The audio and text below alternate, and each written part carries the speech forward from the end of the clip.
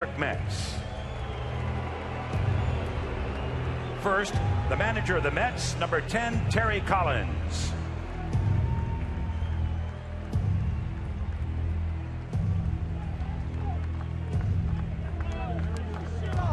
Leading off, the right fielder, number 3, Curtis Granderson.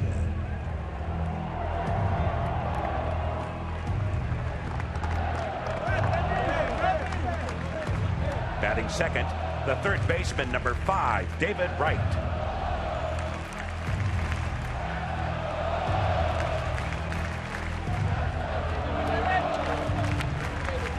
Batting third, the second baseman, number 28, Daniel Murphy.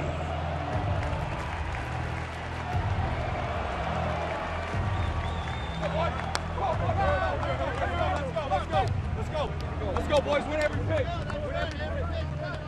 Batting fourth, the center fielder, number 52, Yoenis Cespedes.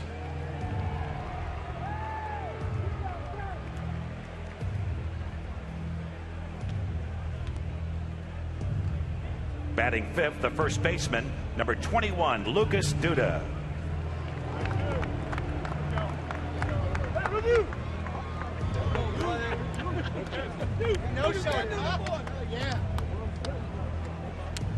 Batting sixth, the catcher in the right field bullpen, number 7, Travis d'Arnaud.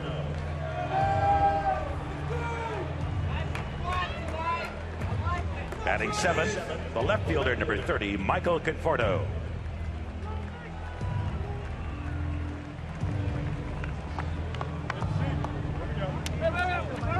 Batting eighth, the shortstop, number 4, Wilmer Flores.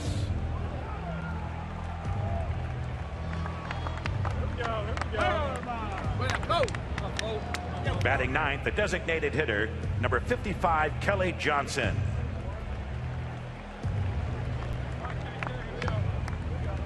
And tonight's starting pitcher, warming up in the right field bullpen, number 33, Matt Harvey. The New York Mets.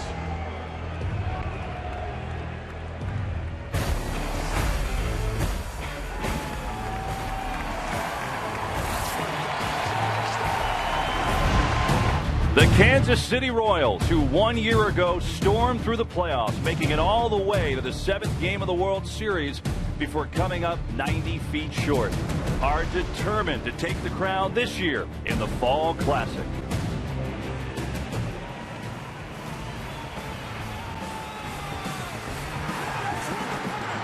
And now, the starting lineups for your American League champion, Kansas City Royals. Let's meet the manager of the Royals, number 3, Ned Yost.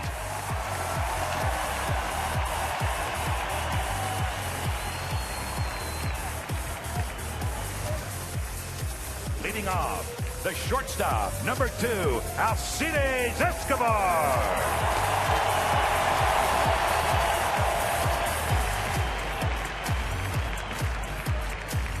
Batting second, the second baseman, number 18, Ben Zobrist.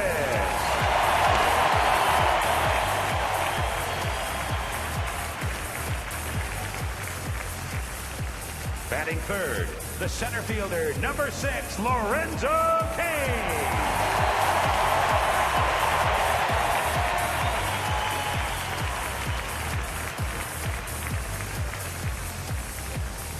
Batting fourth, the first baseman, number 35, Eric Hosmer.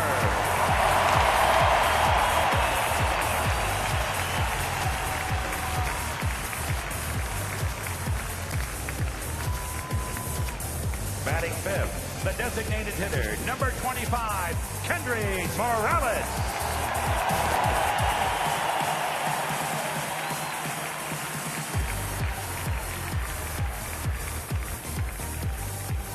Batting sixth, the third baseman, number 8, Mike Moustakas.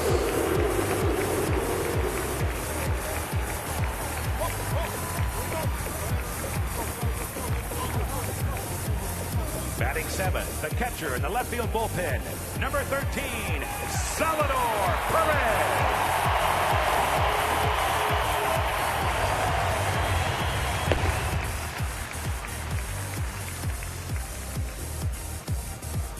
Batting eighth, the left fielder, number 4, Alex Gordon.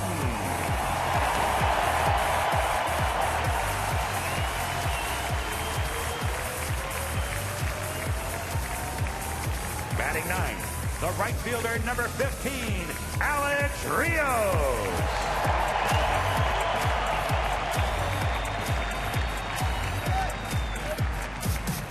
And tonight's starting pitcher warming up in the left field bullpen, number 36, Edinson Volquez.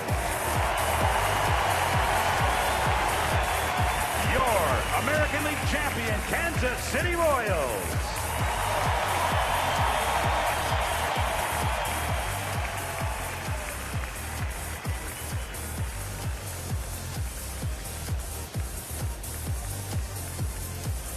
At this time, we request that you please remove your hats, render a salute if you're a veteran of the United States military, as we honor America with the performance of our national anthem by the multi-platinum pop sensation that brought us his #1 hit, Honey, I'm Good, and his current chart-topping single, Good to Be Alive, S-Curve Records recording artist, Andy Grammer.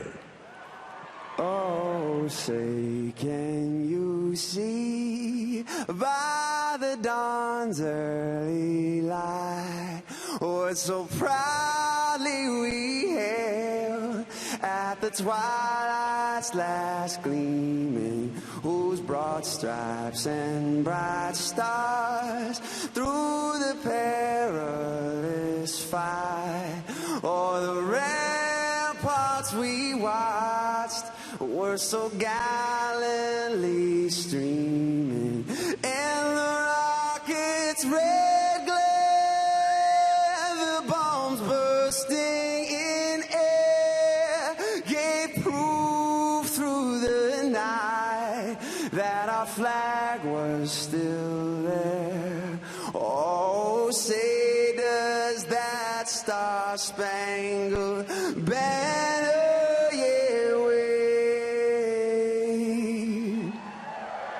for the land of the free and the home of the brave.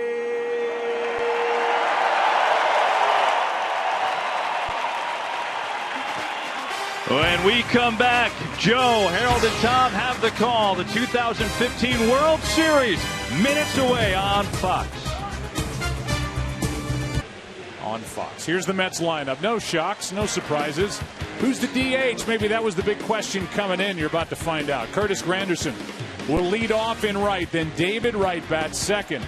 Daniel Murphy red hot hitting third. Yoenis Cespedes is the cleanup man. Lucas Duda got hot at the end of the NLCS. D'Arnaud is the catcher. Michael Conforto is the rookie left fielder. Wilmer Flores the shortstop. And it's Kelly Johnson getting the DH nod from Terry Collins, the oldest manager in the game today at 66. He's been a baseball lifer, and he finally gets to taste life in the World Series. They don't come any better in this game than Terry Collins. Been around a long time, Joe. I'd go back to Instruction League 30 years ago when Terry Collins was cutting his teeth, and fun to be around. You saw the numbers for Edinson Volquez. He is in the top spot tonight for Kansas City.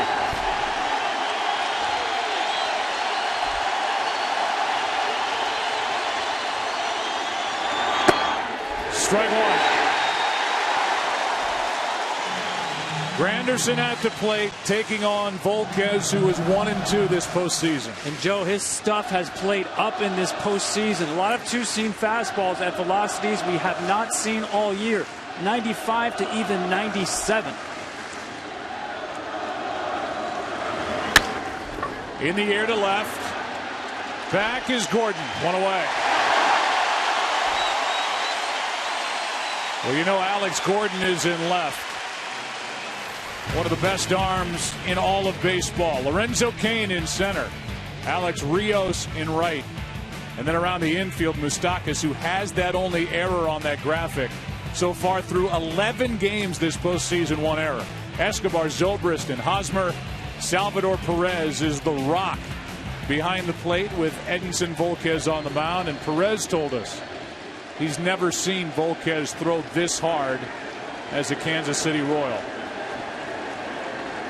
Here's David Wright. Joe, I always wondered the matchups. You know, David Wright's faced him a lot. He was in the National League. These Mets have faced him before, but it's a different pitcher. When you add the velocity of about 4 or 5 miles more than you're used to, it changes the guy you're used to seeing in the past.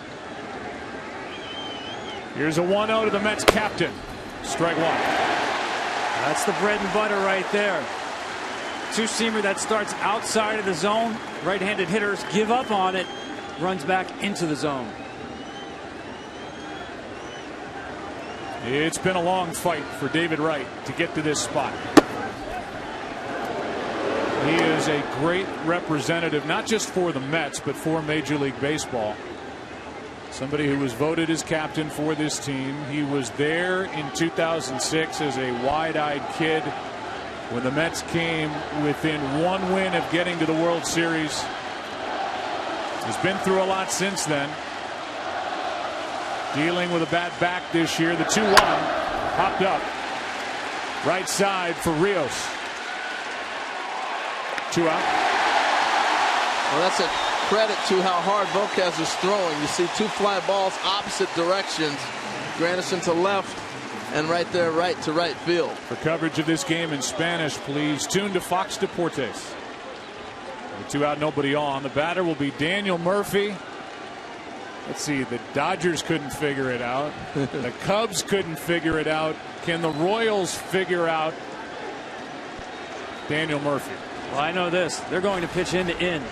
They think he's been much too comfortable in the first 2 rounds of the postseason. Perez sets up in, and that tails back for a strike. Regardless of what they try to do, if you've been following the playoffs, you got to be excited to watch this guy hit. It has been some kind of run. It takes you back to your childhood, Reggie Jackson type stuff. That misses for ball 1. You saw that graphic. 6 straight postseason games with a home run. That's a Major League Baseball record. He's got 7 in this postseason, and the guys that are on his list, like Kershaw and Greinke and Lester and Arrieta. Can he get Volquez? No. That's high and tight, ball 2. And Joe, to your point, I mean, he's hitting not good pitching, he's hitting great pitching, top tier. You know you're going to get great pitching in the postseason, but when you're hitting the best in the game for home runs like he's been, you're locked in. The worry is, has the layoff affected him? I don't think so, watching him yesterday.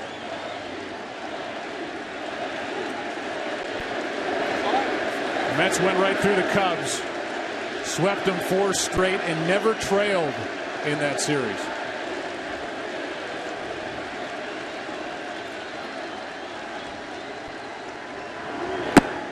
Strike 2. Well, Tom, there's that changeup we're talking about with him, not giving up a lot of long balls on the change. Look at him change pace, and look at the run on this. Yeah, it's actually a dangerous pitch. This pitch is supposed to be away. Inside changeup, right-handed pitcher, left-handed hitter. That's dangerous. Murphy thought it was down. Got him to end the inning.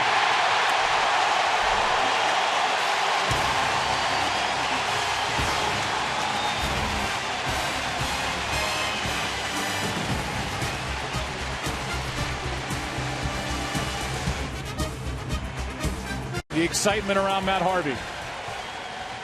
He gets the nod in game 1, and here's the lineup he'll face.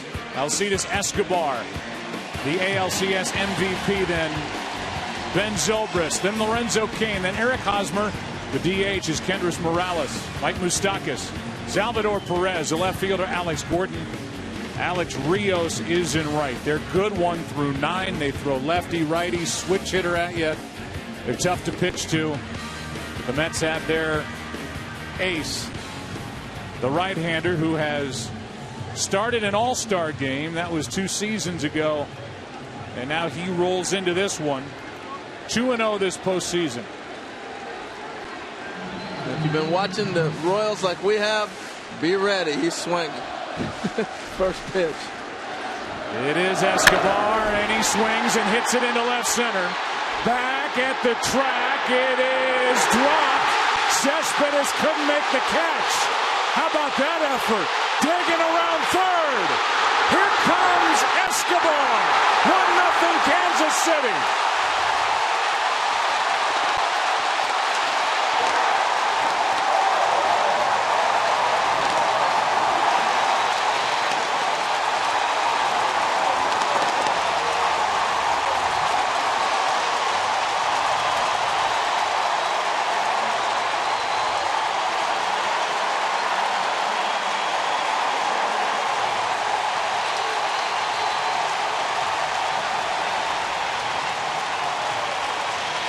An inside the park home run for Alcides Escobar to start the World Series. I can't believe he threw a fastball over the plate. First pitch.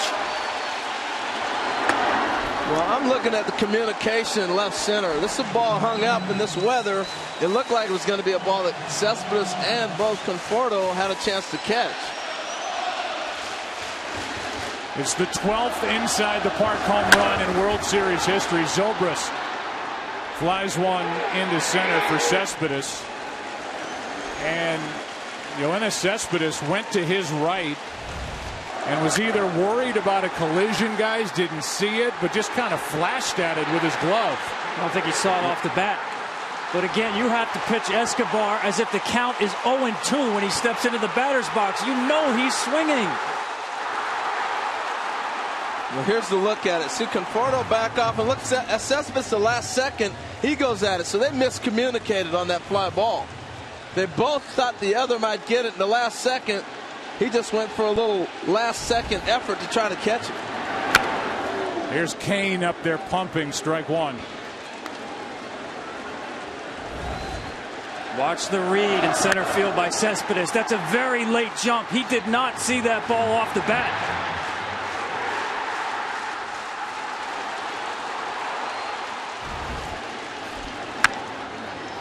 Kane checks on Cespedes again. He's been busy.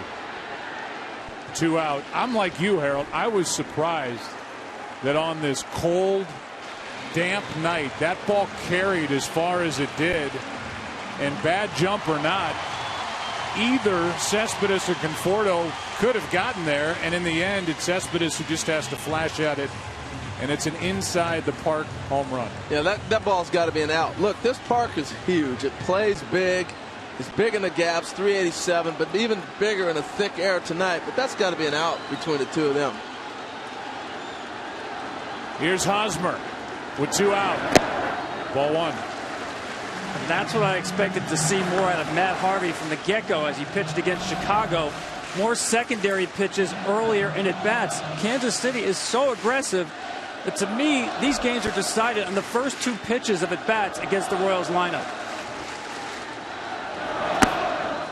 Hosmer completely fooled on that pitch by Harvey. 1 ball, 1 strike. You know, talking to Matt yesterday around the cage, he said he adjusts as the game presents itself in front of him. So clearly he sees him hacking. He's gone to a little bit of a slider now. He's as good an adjustment early as anybody.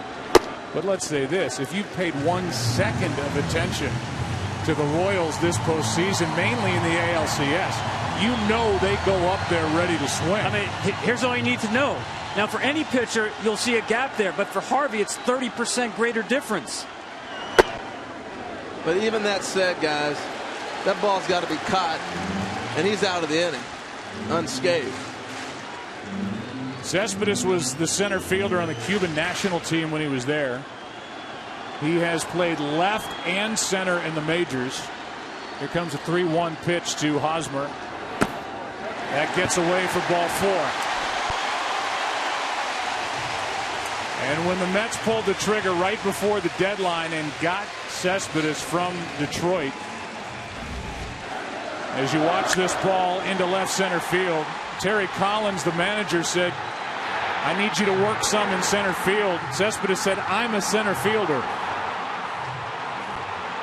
He's handled himself well out there, just did not see that ball and couldn't recover. No, 9 out of 10 they catch it.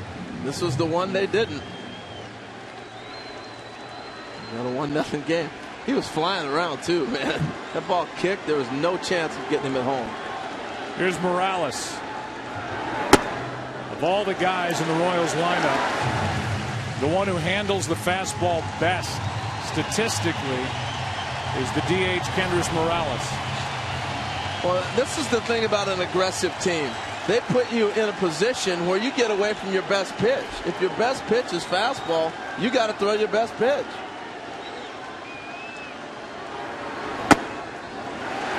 Two and 0. He's totally got away from his heater.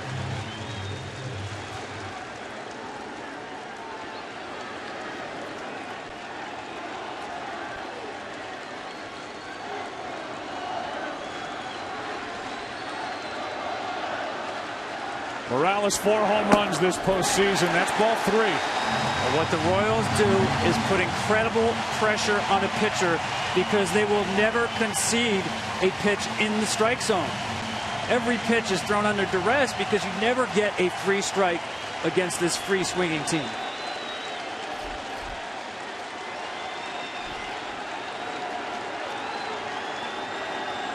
.30 pitch. 3-1.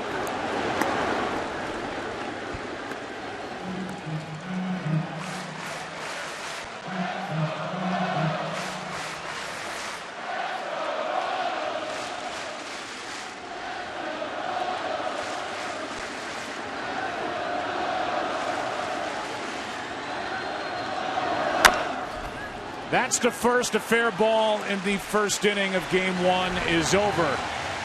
Well, what a start. The MVP of the ALCS.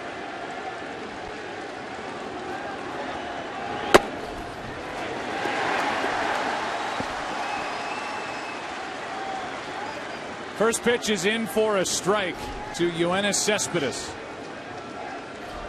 It was the man on the right, Alcides Escobar, probably still trying to catch his breath. After that electrifying start, first pitch swinging, plugged the gap in left center field off the glove and arm of Cespedes for an inside the park home run. And now Yoenis turns on that one, fouls it, strike 2. Well, I said the World Series always surprises us.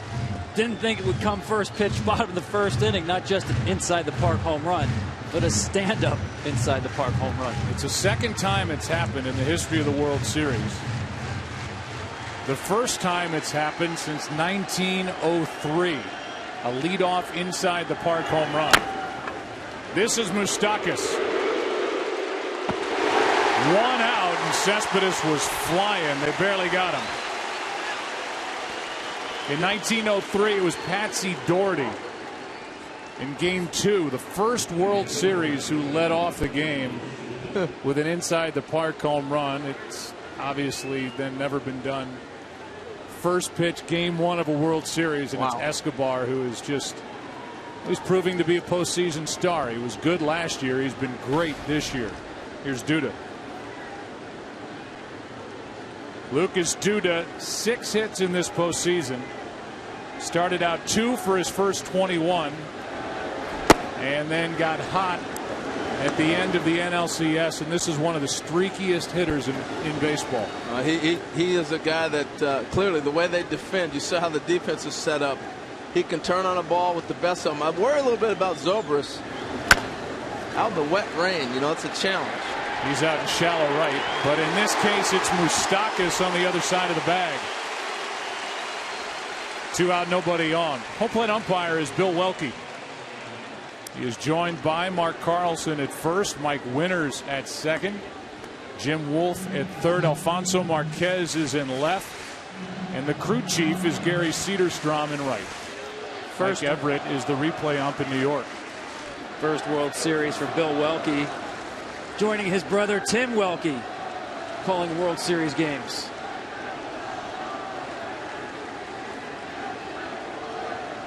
Here's Darno.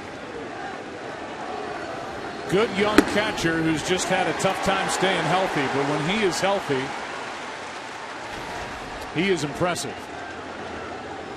Yeah, he can do a lot of things for you, particularly the power starting to come on. You always hear that about young hitters, the power will come later. We're starting to see it out of him now. He hit a tape measure home run in game 1 of the NLCS to straightaway center. A guy who was in the Phillies organization, traded for Halladay, and then moved on to after Toronto here to the Mets. Part of a big deal with R.A. Dickey going the other way. Here's a 1-1. Popped up. Zobrist out. He wants it. And that is 6 straight retired by Edinson Volquez. Bottom of the second rolls in game 1. Royals bat up 1-0. Back to the hill. Mike Moustakas, who was wearing a microphone during the pregame, is digging in. Here he is. And a big game 6 here against Toronto. That's into left. 1 pitch, 1 out. And here's how it sounded from Mike Moustakas before tonight's game. Yeah. Let's go, boys. Come on. Here we go. Go, Skipper. This is our time. Yes, sir. This is our time. What we've been waiting for. Yes, sir. I got no pressure. You got to throw a strike. Bounce it, you got pressure. I'll block it up. That'll work. I didn't bounce it, That'll though. work. They absolutely love Mike Moustakas here in Kansas City with good reason. Here's Salvador Perez, strike 1 from Matt Harvey. Yeah, he's a joy to be around. But the one thing I just saw right there, 96 from Harvey, getting back to that good heater. Perez hits it, foul. Strike 2. And that sound from Moustakas, a little window into the confidence of this Kansas City team. Joe, you mentioned at the top, 90 feet away from tying Game 7 last year. They go to spring training, one of the earliest dates. They're working on pickoffs at first base. Normal routine stuff. Here's the 0-2. That is into right center off the bat of Perez. And a 1-out single. And the players said to Ned Yost, we're not just doing pickoffs, we're also going to do rundowns. I'm telling you, from day 1, they had this series in mind, the World Series. See Perez taking that cutter the opposite way right there. The ball he pulled down the left field line was a changeup.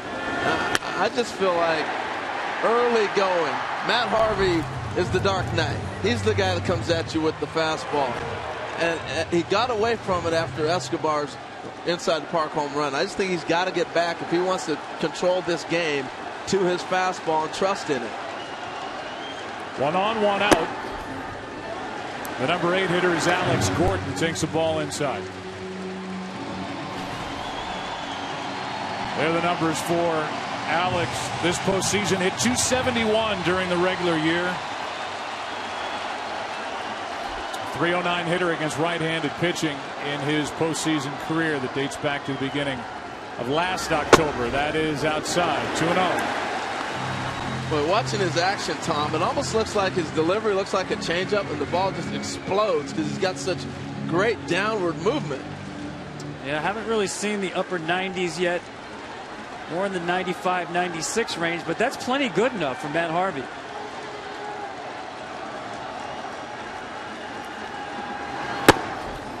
That's inside. Fastball missed. It's 3-0.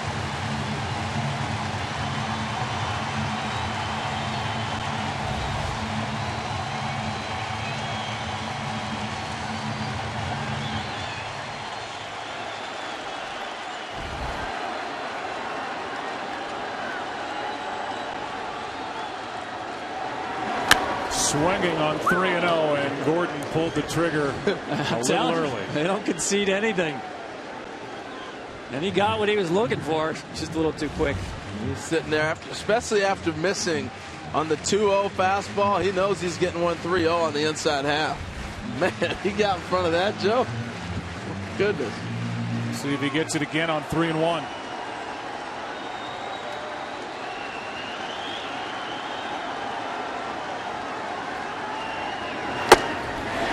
Second walk handed out by Harvey.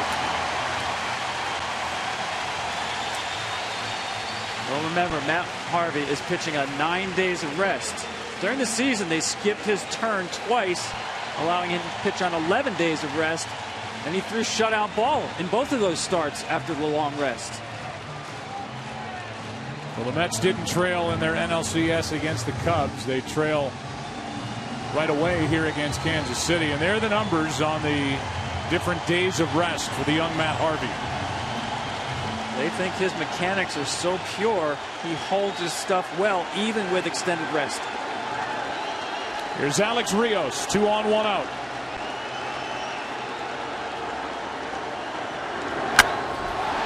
Flied in the air to left center. Cespedes back. Perez won't go anywhere. 2 out.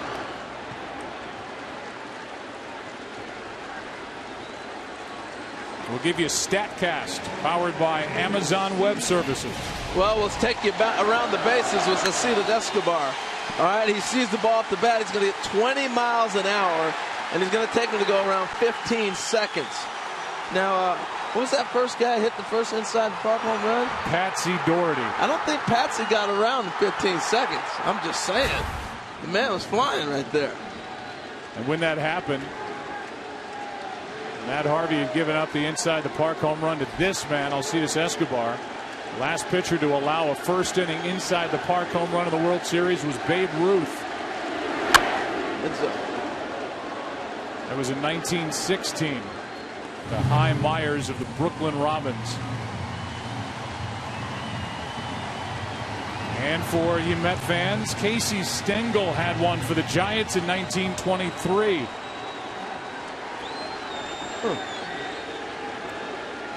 First manager in the history of the Mets. Started in 1962. Look, this is a tough ballpark to defend. In the history of Kauffman Stadium, there's been 107 inside the park home runs. Now, I know it had AstroTurf back in the day, but you kick a ball in the corner, it rolls around the corner. We saw that there in left center field. Not many ballparks in left center you're going to give up an inside the park home run. This is a big ballpark. A lot of real estate to cover. 2 on, 2 out, 1-1. Good pitch from Harvey, strike 2. And so far, slider, changeup. For the guy who goes hunting fastballs. Here's the change. And the arm speed is what gets Escobar, not the location, the arm speed. And it's that in-game adjustment from Harvey. This guy's not just a thrower, he can pitch, and that's what's impressive about all the young guys.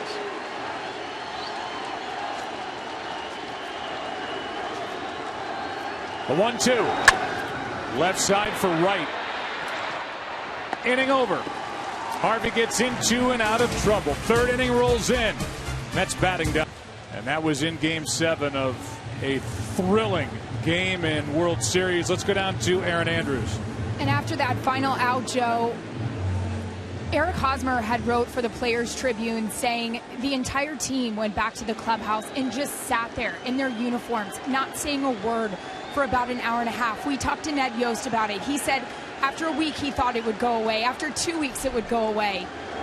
And it never went away. He said it didn't go away until really spring training. And what he told us today is last year we were happy to be here. This year we expected it. And like he said on the trophy stand after the ALCS, we've got some unfinished business to take care of. They are not surprised to be here at all. This is a well-constructed team. Here's a ground ball right side. Diving stop by Hosmer. Race to the bag. One away. Good cover by Volquez. Yeah, and what I like about this play with Hosmer diving, it's been raining all day. So Zobrist is in the outfield grass. You don't know how this ball is going to bounce once it gets to the grass. And that's a nice play and excellent cover to get over there by Volquez as well. But that ball gets to the grass, it's going to shoot. And I was curious how that's going to play. They're going to play deep all night on a couple hitters. We'll see how that plays out. The ground ball to the right side by Michael Conforto, the rookie, who looks like he's going to be a superstar for the Mets. But that's a two-time Gold Glove Award winner, Hosmer at first, making the diving stop. And with 1 out, the batter is Wilmer Flores.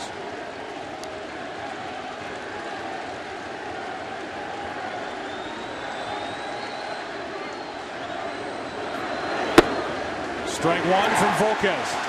So far, the command has been impeccable for Volquez. Flores is a guy you want to keep the ball away. Tremendous power, but all his power is down and in. That's well hit into left field. Right there to make the catch is Gordon. 2 down. Joe, we talked about the defense of the Royals. That's one Gold Glover to the other. This defense is exceptional. Great jump by Gordon. The slide, no problem. Got it all the way.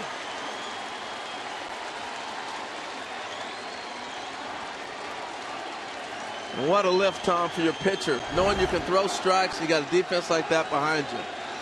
Just one error the entire postseason for Kansas City. You know going in, they will not give you anything. They will play a clean game. Kelly Johnson is the number 9 man, the DH. Mets looking for their first base runner, strike one. Kelly was picked up from Atlanta along with Juan Uribe.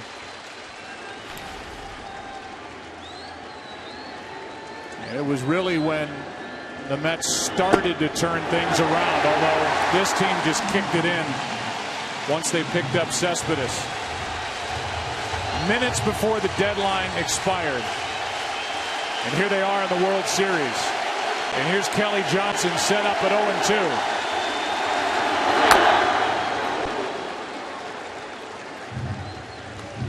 And before another 0-2 pitch, a reminder, tonight's telecast sponsored by AT&T. Mobilizing your world.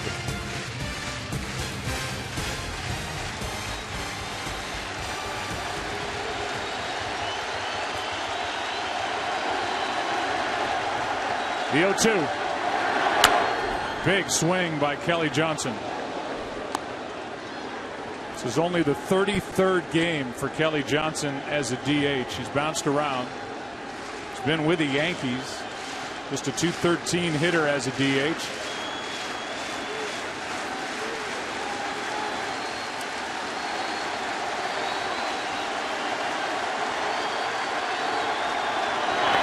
And he's hit. Mets have their first base runner. I want to make a point about Cespedes in center, and that's how this game started defensively for the Mets. Juan Lagares is a Gold Glove Award winner who plays center field. But when we talked to Terry Collins, the manager of the Mets, he said, why Cespedes in center and Conforto in left? He said, we have to be offensive in this series, and he likes the way this lineup sits that way because they get more of an attack offensively as opposed to with Lagares in the outfield, specifically in center. Yeah, Lagares, low on base percentage guy, especially against right-handed pitching.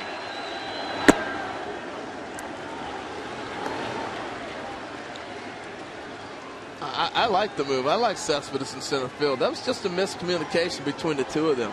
But if you watch him all year, he's a guy that can roam out there. I don't have a problem with Terry's decision at all.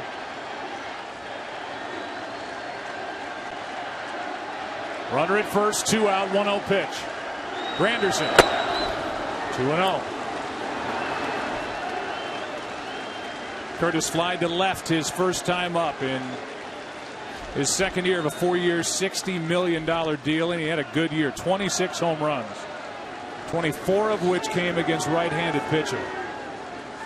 And he's been good in the postseason. With the count in his favor, you saw Moustakas, the third baseman, move over to the right side of the field. Another shift.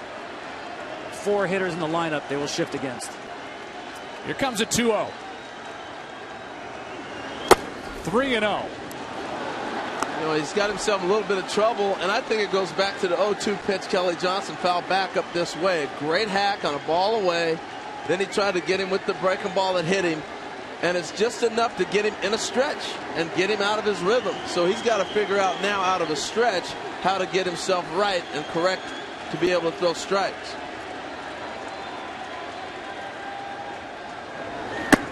That's a walk. A hit batsman and a walk, and it's 2 on with 2 out, and David Wright coming up. Official caps, hoodies, jerseys, jackets, and more. Get all your Mets and Royals World Series gear and celebrate with your favorite team at the MLB.com shop. What an opportunity here for David Wright. Well, Volquez does have some walks in him. All 3 starts, 4 walks. But I think you'll see him stay hard against David Wright. Since David got back off the DL, it's not the same hitter against velocity. He's not that same hitter who would take that fastball away and drive it to the gap in right center field. Just 1 extra base hit to the right side since he came back. I think the same pitch he got him first time around, 2-seamer hard away. is the go-to spot. Well, believe it or not, I think David Wright's the guy he wanted to get out of the inning once he fell behind Granderson. This is his out guy. You don't want to get to Murphy, but here's who he's going to try to get out of this inning. Tying run at second, go ahead run at first, 2 out. Here in the third. David Wright, who's been dealing with spinal stenosis, a narrowing of the spine. And it cost him all but 38 games. So for the year, 5 homers, 17 RBIs, went 4 for 14 in the NLCS. His first World Series. And the Mets first since 2000.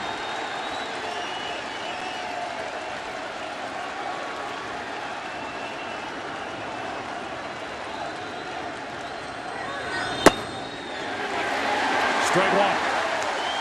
Yeah, it was a long road back for David. Spent most of the summer in Los Angeles going through all kinds of traction and doing whatever he could to try to get back on the field. I asked him yesterday, do you think there's a chance you wouldn't get back? He said, no, I knew I'd get back. It just was going to take a while to get back. It took about 5 months.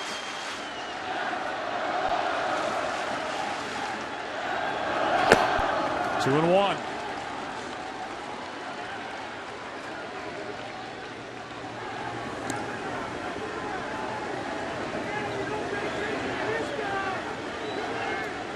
David Wright, who signed an 8-year deal back in 2012. He's trying to come up with a big hit here in the third inning with 2 out.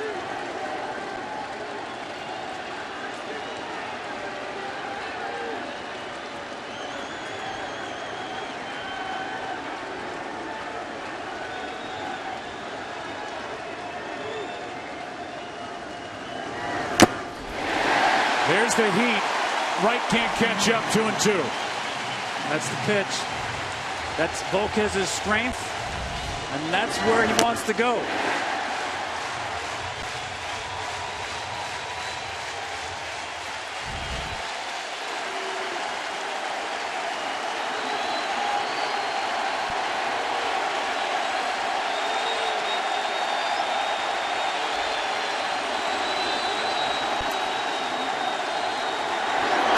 Got him looking.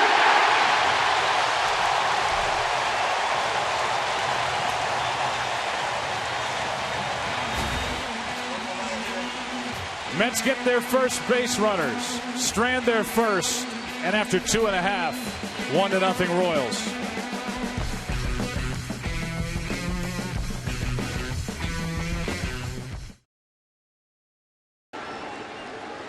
Two, 3, and 4 hitters for the Royals, up by 1. Strike one from Matt Harvey. Harvey allowed the inside the park home run on a ball that went off Cespedes in left center field. And the first pitch he threw. Got around a 2-out walk in the first, a hit and a walk in the second. And count 1-1 on Zobrist, who fly to center his first time. You know, Joe, it was fun talking to Matt Harvey yesterday because he was like, I'm not the guy. That's on the infield. Flores 1 out. That's not approachable. You come up with that pitcher. He's got the headphones on. He's all psyched out and you can't talk to him. He's like, no, you can talk to me. Just hanging out around the cage. And so I had to ask him, how'd you come up with the nickname The Dark Knight? He turned around and he looked all over the place. I said, where are you looking? He goes, that guy right over there. And I go, who? He goes, Tom Verducci. He named me The Dark Knight. Really? That is true. I wish I had royalties on it. That was for an SI cover story. Matt's first year. Saving New York. Here's Kane. So how did you come up with The Dark Knight? No, really. Saving New York. I'm not kidding. Joe, you talked about it, 6 consecutive losing seasons, and they needed somebody in Gotham to come save the day. And he was exactly what you would want from a #1 starter. The stuff, the personality. Most of all, the drive. He wants it. That's into right. That's Granderson to his left. And let's give you part of the timeline for Matt Harvey, 7th overall pick back in 2010. Easy does it coming back from Tommy John. Missed all of last year. He was the talk of the town. May 1st, a 5-0 start. September 4th, now we get into the issue with innings limit. September 7th, he comes back and says, I will pitch. And now here he is. Tonight's the night. Game 1 of the World Series gets the ball. As far as the innings limit, it was brought up by his agent, Scott Boras, and it became public that the target number was 180 coming back after a season off and coming back from Tommy John surgery. Here's Hosmer, and that's 2 quick strikes. That started a mess for Matt Harvey, and according to his manager Terry Collins, Matt came into Terry's office and was shocked at the response in New York. Here comes an 0-2 pitch. Some of the veteran leaders on the club talked to Matt. Terry talked to Matt, and he came out of that a little bit shaken, but said, wait, this isn't representative of how I feel. I'm going to pitch, and if we go to the playoffs, I'll be there for you. And he's scheduled to pitch twice in this World Series if we get there. 1-2 pitch, fouled back. Yeah, he got knocked back on his heel by that backlash, caught him off guard. The turning point, a start against the Yankees September 20th. Came out of that game, 70-something pitches with a 1-0 lead. Mets lose the game. The next day, he went to Terry Collins and said, you know what? I want to pitch in the postseason, and I have to get to 100 pitches my next 2 starts. I want the baseball. That's when it turned. There's a 1-2. Another foul. And you're talking about pitching. I'm just watching and admiring the in-game adjustment he's made. Look, he gave up the first batter. Is how they scored the run.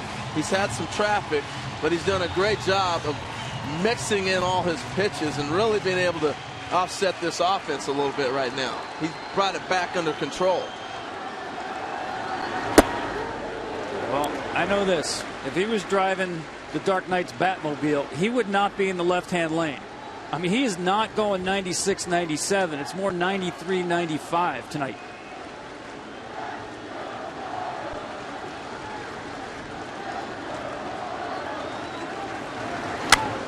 Well, he talked about the, really more with Scott Boras' agent, the 180 innings limit.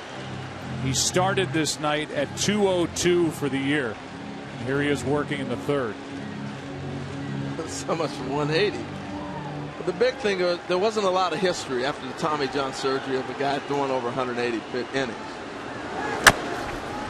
That's over the head of Harvey. Tough play, Flores. Good play, Flores. And that'll do it for the Royals here in the 3rd. 4th inning rolls in 7 seasons in the big leagues. And how about being on the list with Luke Gehrig? 1 or more hits, 1 or more runs, 1 or more RBIs in 7 straight postseason games. And he goes up there hammering at the first pitch. Strike 1 underway in the 4th inning. Mets batting down 1. Joe, I really think he got on that home run tear, and it shocked everybody, including the pitchers he was facing. And you've already seen Volquez now has gone to a different game plan than what Murphy has seen a lot of in the last 2 postseason rounds. That's into center field, and Murphy's got another hit. That is his 17th hit of the postseason. And for more on Daniel Murphy, a free agent to be, down to Ken Rosenthal we go. Well, Joe, Royals pitching coach Dave Eiland had a very interesting comment yesterday on Murphy, saying he's very comfortable right now. I'll leave it at that. Eiland obviously was referring to the fact that Murphy has not been pitched inside, certainly not up and in. Of the 152 pitches he has seen this postseason, only 6 were classified as up and in. Only 4 of those were strikes. The Royals are going to have to work him in to get him out. He's 1 for 2 tonight. It's the first hit of the night. It belongs to Murphy. No surprise there.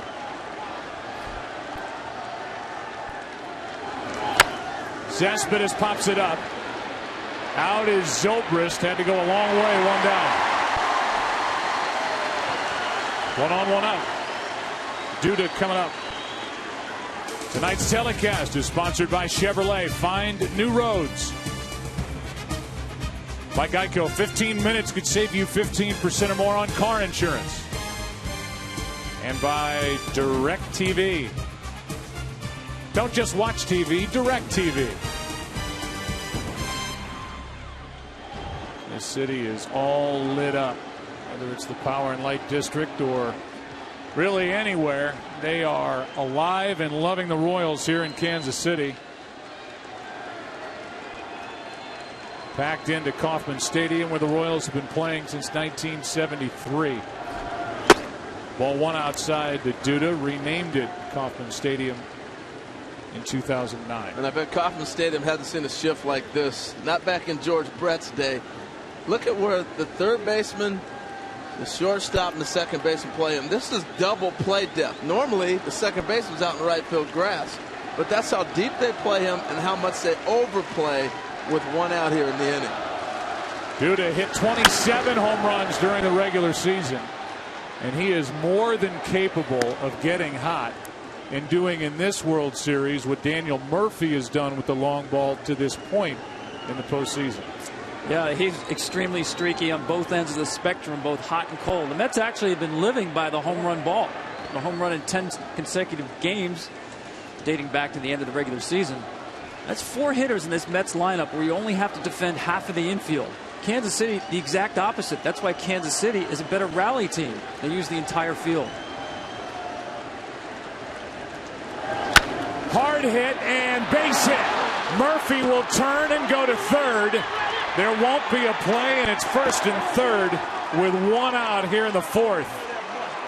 And he somehow found a hole through the right side of that infield. That was smoked. Well, he hits the ball right where Moustakas has to make a decision. This ball goes there. He now has to try to beat Murphy to third. It's a foot race, so Murphy knows he is now first and third all the way. That's the one thing that happens with this shift.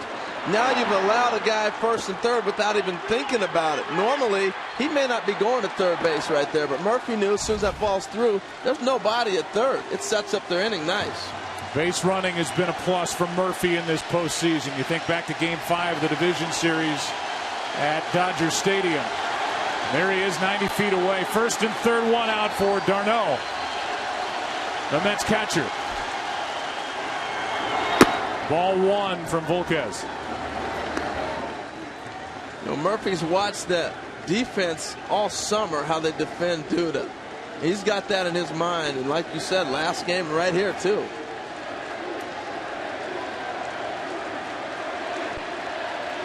One out in the inning. Royals looking for the double play ball. The Mets looking for something to tie it, or even bigger from d'Arnaud. That is a fair ball. Tie game. RBI base hit by Travis d'Arnaud. And it's 1-1 here in the 4th. Runners at first and second.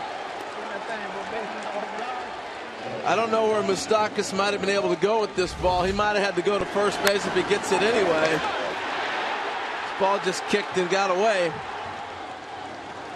Nice piece of hitting and finding a hole. But I don't know if he really has a play if he comes up clean with this. Yeah, I don't think he did. In fact, it was a great play just to save another 90 feet.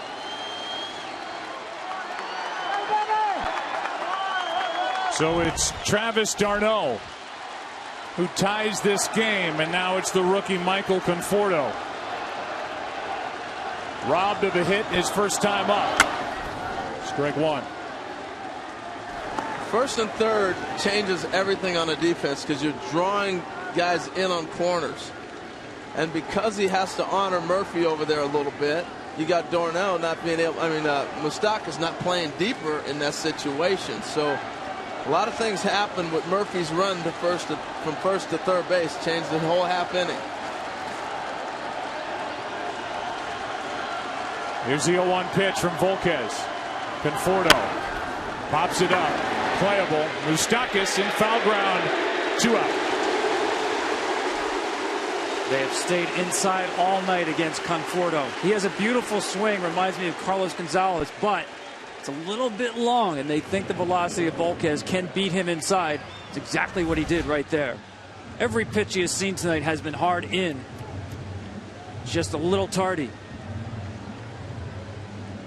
Yeah, you always look at like game one as almost like watching a boxing match, and they fill each other out for the first 2 rounds to see what the other guy's bringing. Game one sets up how they're going to pitch me, how they plan me, what do they think in certain situations. You don't think Kansas City's going to recognize Murphy's going to go to third base every ball hit? You know, so you learn a lot of things. Just like Conforto's going to learn, they're going to pitch him inside. Here's Wilmer Flores with 2 on, 2 out in a tie game. Strike one, and that caught Perez, and that's just another night at the office for Salvador Perez. Nobody gets hit more than the 25-year-old backstop for the Royals. See how that right hand hangs down there? Ooh. And that's a product of having base runners on. Normally you might see that hand hiding behind the glove. He is so big. It's like I hit the thumb almost down there, hanging down. Man, that's got to hurt. He's so big, and it's hard for him to get down as low as most catchers get. So he's not just a big target, he's a higher target. This is a serious one here. He doesn't take a lot of time. You got Trainer coming out and Ned Yost. If that ball's on his thumb and possibly that inside finger, that's how you grip a baseball. Talk about how many times we've seen him get hit all month. The follow through by Donaldson that caught him on the back of the left hand and the finger. And then in this one, straight into his chest, one off his shoulder, off the mask. Those are the ones that he says will really daze him. When we asked him before the game, what hurts you? Here's the one that just happened right off the right thumb and index finger. He pointed to his jaw from those foul tips off his mask, and now he's grabbing the rosin bag to see if he could theoretically grab a baseball. That's not the greatest hit CD you want to compile. Ken Rosendahl, what do you have that you can add to that? The last 2 games of the ALCS, Perez started wearing a mouth guard. Now, he's done this on and off. He even does it on and off through games. And the idea is to basically keep the jaw in line and to prevent the force from spreading all over the place. It kind of stabilizes the force, makes sure it's spread out evenly. The idea there is to keep the pressure off his neck. Now, he doesn't always wear the mouth guard. It's a habit he has to get into. He likes to chew gum, and he likes to chew sunflower seeds, and that is not easy to do with a mouth guard. Yeah, I don't think he doesn't have the mouth guard in. He's got gum in instead. Well, hopefully he's okay.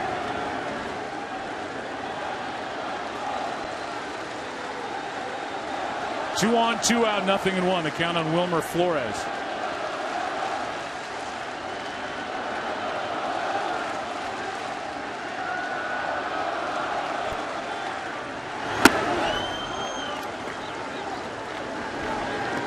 You saw that last pitch. That right hand went behind his back. And rightfully so. He's got Duda at second base. He's got Darno at first. They're not going to run with 2 outs in this situation. So, yeah, he should be putting that behind his back and protecting himself.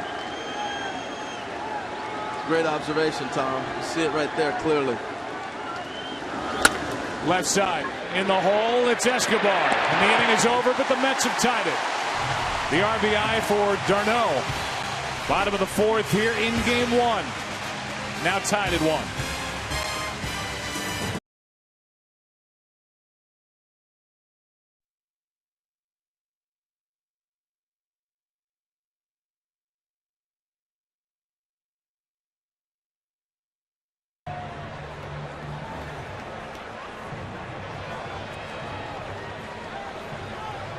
A very unusual circumstance, and again, you can see Major League Baseball brass, Joe Torre and Jim Leyland and company. They look just as concerned, certainly, as players on the field are at what's now amounting to a lengthy delay.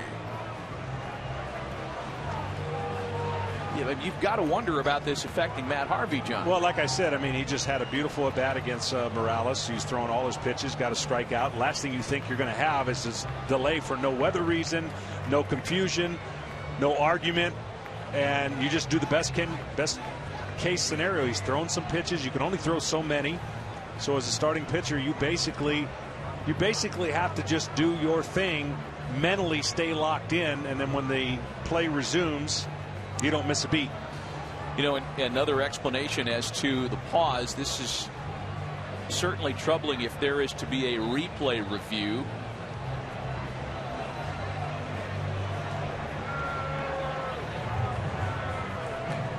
We would like to welcome the U.S. audience joining us on MLB International with Hall of Famer John Smoltz, Matt Vasgersian. We're taking over on Fox until the technical issue is resolved, and we'll get you back to Joe Buck, Tom Verducci, and Harold Reynolds in just a moment. Meanwhile, play will resume after the technical difficulties. You didn't miss anything, America. No. Because after the strikeout to Kendrys Morales, play stopped when Terry Collins came out onto the field, had a word with home plate umpire Bill Welke, and that's kind of where we've been since. I'm sure a sold-out crowd is wondering why the pause. They certainly are. They would like to get their team going, and Matt Harvey would love to get going again. As I mentioned, he is in good rhythm right now with all of his pitches. So now it's Mike Moustakas with one away and the base is empty. He takes a strike. Moustakas lined to left in his first try tonight. 1 out, bases empty, a 1-1 ball game, bottom half of the fourth. And a breaking ball taken for a strike. 0-2. Yeah, those are 4 or 5 of them now in this inning. We talked about early in our broadcast that the breaking ball would be a key pitch against the Royals hitters who attack the fastballs.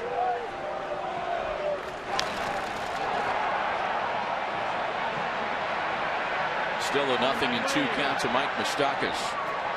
Typically a game plan of 61% fastballs out of Matt Harvey. He is nowhere near that, where his off-speed pitches have taken over now in the latter part of the innings. He came out firing with his fastball, and now he's been able to break in the breaking ball. His changeup has been very good, and he's kept the hitters off balance for the most part here with 1 out in the fourth. We had discussed it earlier, and for the benefit of our Fox audience, I know that you and I were both looking for that kind of big-time velocity plus for Matt Harvey to kind of set the tone tonight. It's been anything but that. He's had the 95, but as you mentioned, we've seen more of the secondary pitches than we thought. In fact, he's thrown his fastball less than half the time to start the night this evening. And that's what video and watching the lineup and what they'll do to the fastball. It's great cat and mouse game that a pitcher has when he's on the mound. Who's going to execute and make the other person change? Mike Moustakas hanging around, still a 0-2 count. And obviously the goal is to make the hitters change as a pitcher, and vice versa. If you're out there, you're trying to disturb the rhythm that Matt Harvey has going right now, and you're looking for any mistake. But he has 4 pitches he can go to. That's what makes him so special.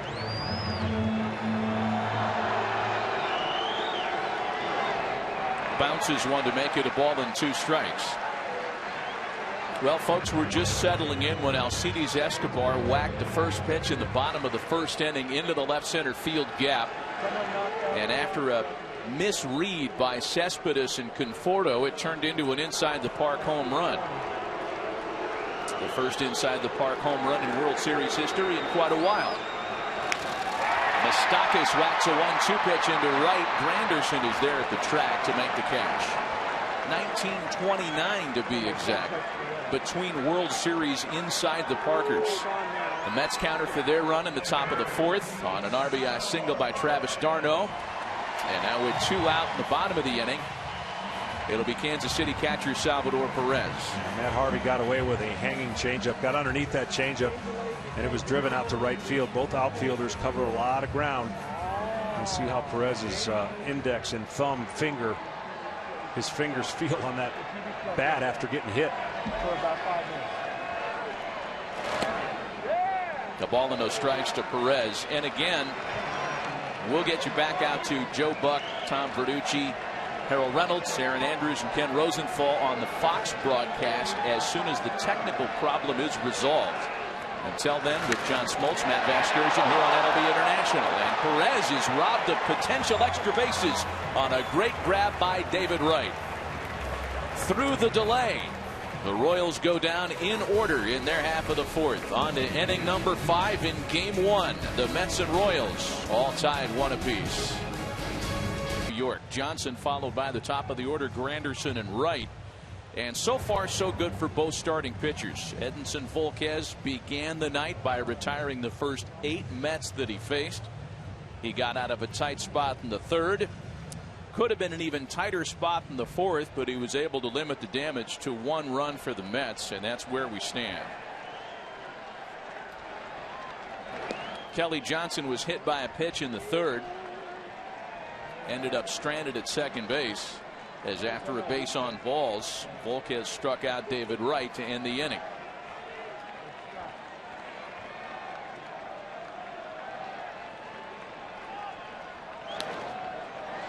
A ball and a strike to count to Kelly Johnson. Well, so far for Volquez, his fastball's been a little sporadic. He has the miles per hour that he needs, but the command has to be a little bit better. His go-to pitch when he needs to make a money pitch has been his changeup.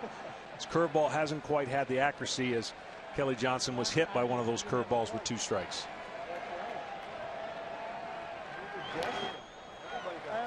One and two. At 32 years old, Edinson Volquez making his first ever World Series start. We discussed his career postseason success at the start of the telecast. This year, he's been a lot better in the postseason than his numbers would indicate. And now goes to 2-2 on Johnson. Yeah, a little bit of that late movement can not only catch the hitter, but maybe catches the home umpire here when you see this pitch and the late movement. Maybe up a little bit, but nonetheless, the kind of pitch you want as a pitcher to freeze the hitter. 2-2 pitch with some English on it out to shortstop. Escobar with an off-balance throw to get his man. One of the areas the Royals feel like they have a bit of a matchup advantage is their defense up the middle. And Alcides Escobar flashing some good work there. Well, you mentioned it, the English on this ball, who's played for the shift. He gets it and throws it. Nobody better between your shortstop and your catcher. Smooth hands does Hosmer have. Great play. Always a pick-me-up for a starting pitcher to get that leadoff guy out. Anybody that gets on base in the postseason feels like a rally. The crowd knows it. Certainly the pitcher knows it. Here's Curtis Granderson now. He has flied out and walked in 2 trips to the plate and falls behind 0-1. Edinson Volquez gets ahead, especially in this postseason. He has been particularly tough, and now he's ahead 0-2. Through his first 3 postseason starts this year, opponents are just 3 for 31 when they start 0-1 against Volquez. Here is his 0-2 to Granderson. He's able to check his swing on a pitch that missed outside. That's big velocity. Well, he kind of, when he finished, it looks like he flies all over the place. He's in control. It's that front side that goes a little bit haywire at times, where it makes that fastball leak away from the intended target.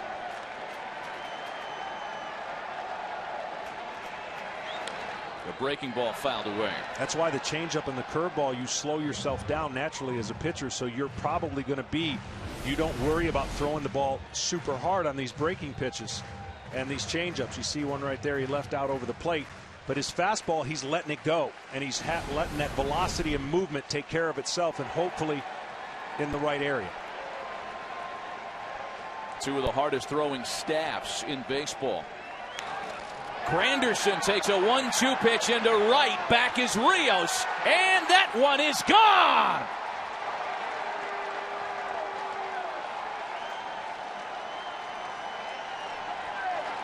Curtis Granderson delivers the Mets' first World Series lead. Now, this is a team that relies on the home runs, and Curtis Granderson, as his patience goes, he's got that area up, in, that he doesn't miss. and Volquez gets underneath the fastball.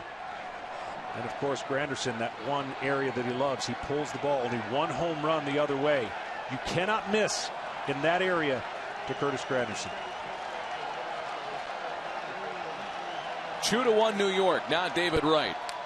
And on the first pitch, he grounds to second. Ben Zobrist has it, and there are 2 away. Curtis Granderson, as we talked about earlier, gives you good at-bat, leads the league in pitches per plate appearance, gets to a 1-2 count there, John, and still goes deep. Well, again, we talked about the 2-strike hits, the 2-strike home runs, 9 of them, now 10 for the Mets. That's just a location miss. Fastball away, you can see Perez reaches. You never want to reach. When you see a catcher reach, it's not a good sign. And Granderson, along with the guy that's at the plate right now, has made the opponents pay when they make a mistake. The guy that's at the plate right now, Daniel Murphy, has homered in a postseason record 6 consecutive games, 7 postseason home runs for him in 2015. He has singled, scored, and struck out tonight.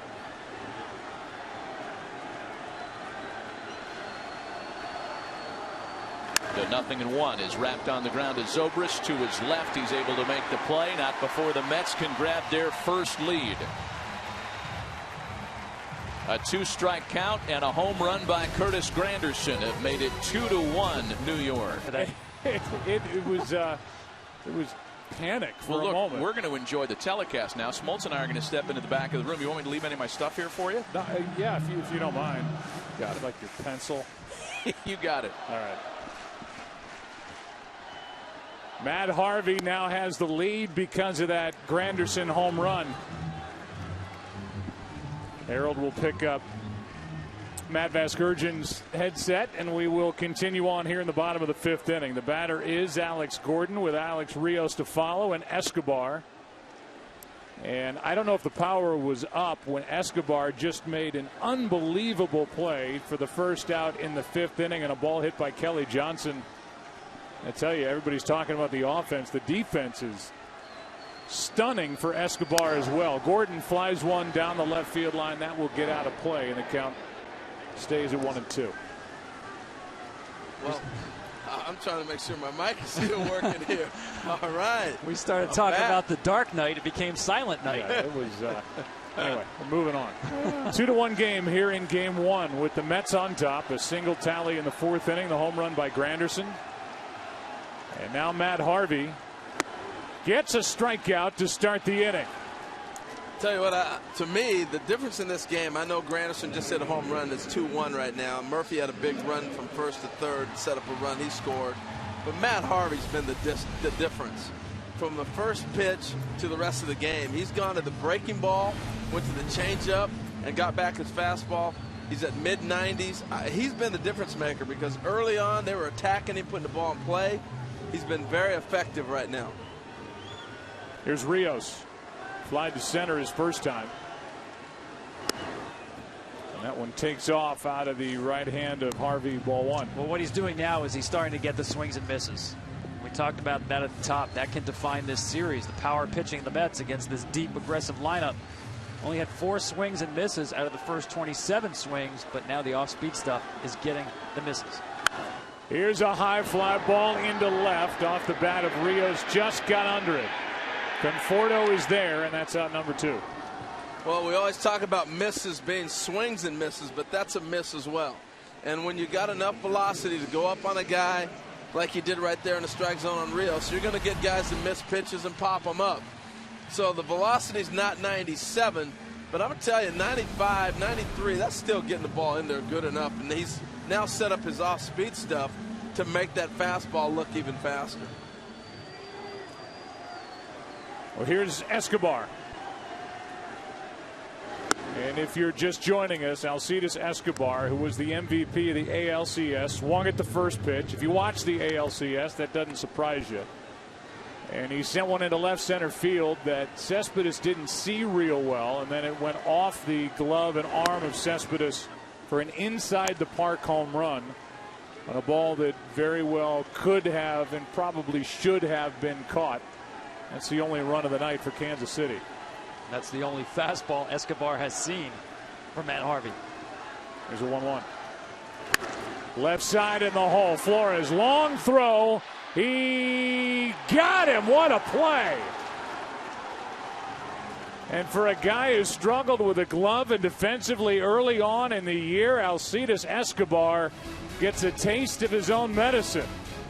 What a play by Wilmer Flores. And that sends us into the 6th inning, game 1. And that got this game underway offensively for the Royals. But since then, Matt Harvey has taken over. And he's doing what Matt Harvey does best, and that is dominate a lineup as the man who was involved in that play in left center field. Yoenis Cespedes leads off, takes a ball from Edinson Volquez here with the Mets leading 2-1 6th inning.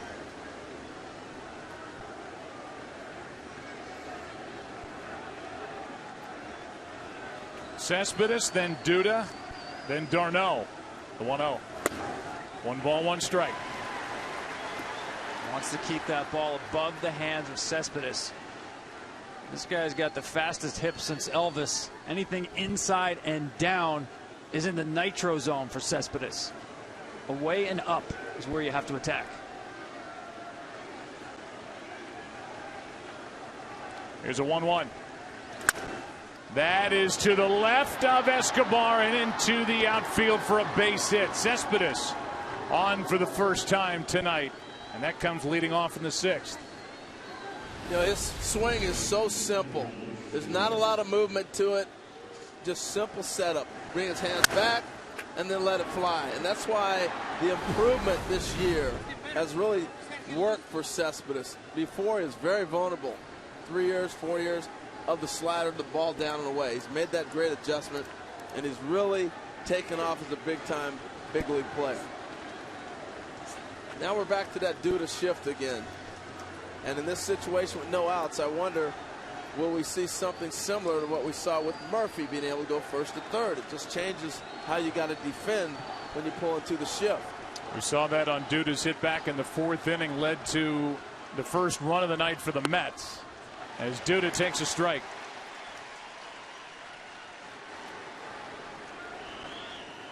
Lucas now 5 for his last 9. Since starting this postseason, 2 for 21.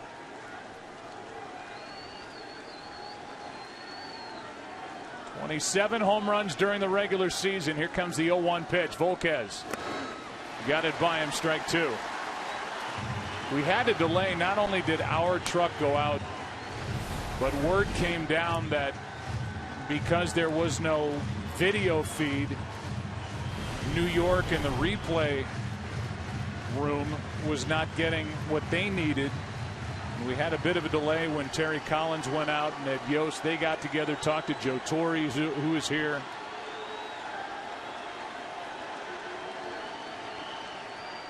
And for a while, and I would imagine it's no longer the case, these managers evidently agreed to play the game without the use of replay. Oh my goodness, no replay? We're going to play? Going back to the Stone Age. But Terry Collins was hot out there because he didn't want Matt Harvey standing around. He needs Harvey to go deep into this game, and Harvey is settled in. Duda takes ball 1. Well, and I think these are the critical innings that you move into. The Royals bullpen can cover 6, 7 to the 8th inning. The interesting thing will be, can the Mets? So the pressure's on Harvey to be able to bridge that gap as deep as they can go to the 8th or 9th inning to their setup guys. Interesting to see Volquez there with the slide step. With the leg kick, he is very slow to the plate. The 1-2. Hard hit, right side, base hit. Off the glove of Moustakas and going first to third, just like we saw back in the 4th inning, albeit with Murphy running. Over to third goes Cespedes, and it's runners at the corners with nobody out. Now we talk about the adjustments you're going to see made in this series. I think you see a change here because he's going to get a fastball that runs. Duda stays on it, and he pulls it like they expect him to. But this is a problem. That's now you're first and third on a routine ground ball that gets away. Okay, if he dives and it gets by, now you're first and second, no problem. This changes the whole half inning. You got no outs, and a runner goes to third base unscathed. So I think as this series progresses, this is one of the things I will watch and see. Will the Royals say, forget that, we're going back to our conventional style where we've been able to defend all season long.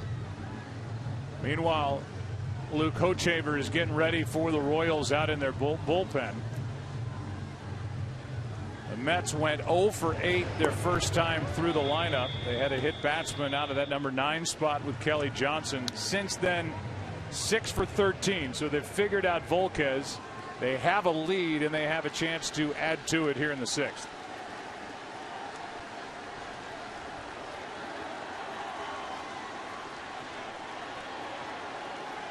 d'Arnaud, an RBI infield single his last time up. He's 1 for 2.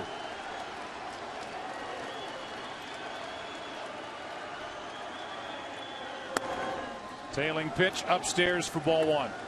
See what has happened now. You force Escobar to come in. He's playing basically infield in, and so is Zobrist. Ball hits sharp at them. They might think about 2, but they're now in the 6th inning. They got to start cutting runs off at the plate. Here's a 1-0. That's a strike. Yeah, I agree. And I'm watching Cespedes get off at third base, and he's responding to the ball out of Volquez's hand as if a contact play is on, where he will break towards the plate. And with his speed, I love the play.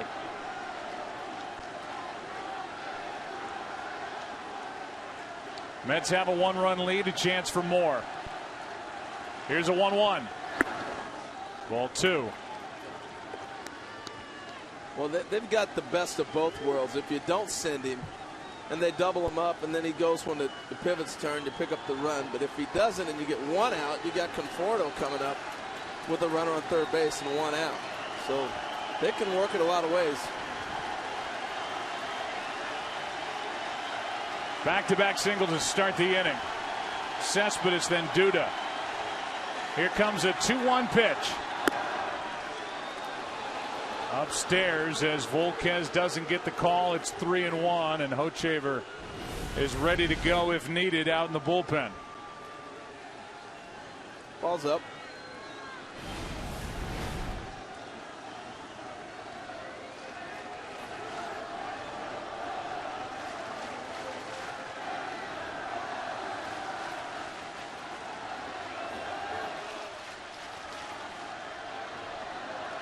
One pitch is fouled back, and what a swing by d'Arnaud. He's been leaving his off-speed pitches up this entire inning. Change-ups and the spike curveball. Really, none of them have been down.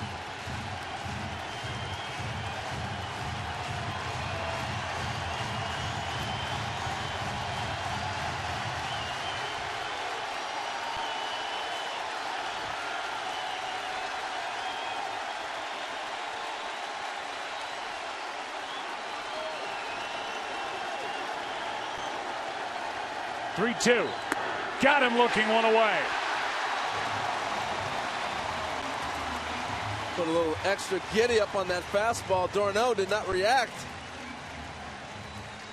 Paints it on the outside half, and it just caught him in between. Look at that run that comes back. It looks like it's going to be a ball. That's why you see the reaction with the check swing. But that ball is moving about 6-8 inches coming back over the plate for a strike. It's a big pitch for Volquez. Now they back up in the infield. The middle infielder's looking for a double play ball. Here's Conforto.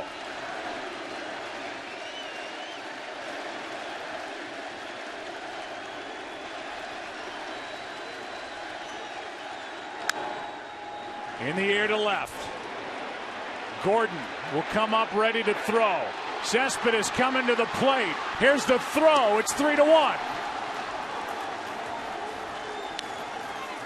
That man stole him a run. The first to third play, I know I'm harping on it a lot, but it changed this whole half inning. That's 2 runs tonight. The Mets have scored on a ground ball to the right side and the runner going to third base. Conforto gets the RBI. That's his 3rd of the postseason. The throw by Gordon ballooned a little bit, and Cespedes reminds everybody just how fast he is. You know, when Cespedes came over from Cuba and there was a workout video, everybody's trying to figure out what kind of player is he. He had this black spandex outfit on, and he looked like the second coming of Bo Jackson. I mean, athletic, and fly. The thing that stood out more than anything on his video was how fast he was. And we got a chance to see a taste of it right there. Now runner at second, 2 out for Wilmer Flores. Alex Gordon out in left. 67 assists since the beginning of 2011. The most in the big leagues, but not here. And that is a diving stop, Moustakas. What a play to save a run.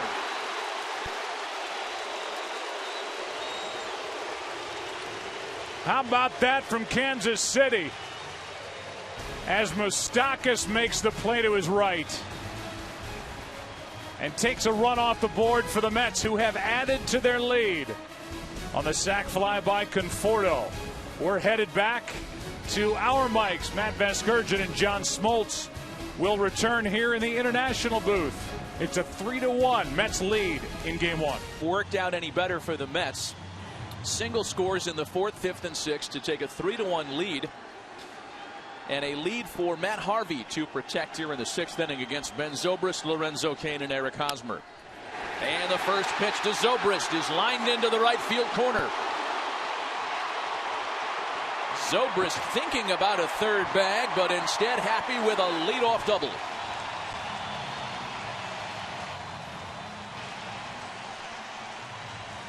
It's almost like the alarm clocks of the Kansas City offense starts right about now. 6th, 7th, 8th. Historic comebacks already, but picking on a first pitch fastball. About 41% of the pitches so far out of Harvey have been fastballs. He's mixed it up beautifully. Runner on second, nobody out. He'd love to keep it just a 3-1 lead. At worst case scenario, 3-2 if they move the runner over and score him. That double ends a stretch of 10 in a row retired by Matt Harvey. Now Lorenzo Cain. Cain has flied out twice tonight. 0-1. Harvey has yielded just the 3 hits tonight. He has walked a pair, struck out 2.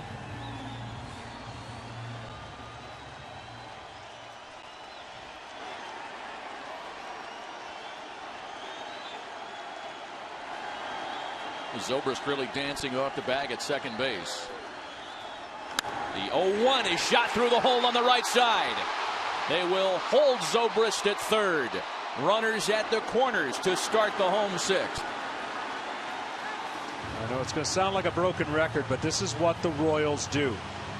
They seize opportunities. They know what being down 2 runs, the importance of hitting the ball and getting a base hit, and the bonus of getting him over to third. It's a breaking ball on the outer half of the plate. He doesn't try to pull it. And you would think that every hitter could do that every single time. Well, not the case, but Cain has been really good at sitting back and taking what the pitcher throws and not trying to do too much.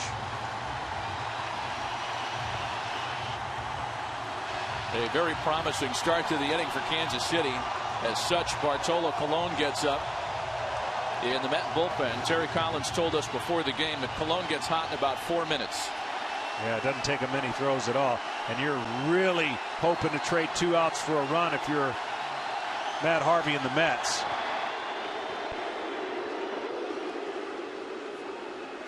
Hosmer locks in these situations as well as his teammates. 353 coming into this series. Runners in scoring position, even though he's only hitting .222 in the postseason so far. And Hosmer takes a strike.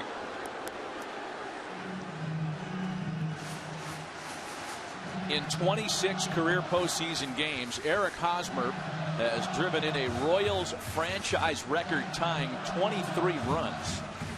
He's tied with George Brett for the most ever postseason RBIs by a Royal, and got to that number in roughly half the games that it took Brett to get there. Big swing and a miss to fall behind 0-2. Great pitch right there. That's the slider / cutter down, as you see the numbers that Matt was talking about. That's the area. Now he gets tougher with 2 strikes. He doesn't expand the zone as much. He'll fight off the pitches away. Matt Harvey could try to go back in there if he wants, and see if he could get that same repeated swing, but this is where Hosmer gets tough.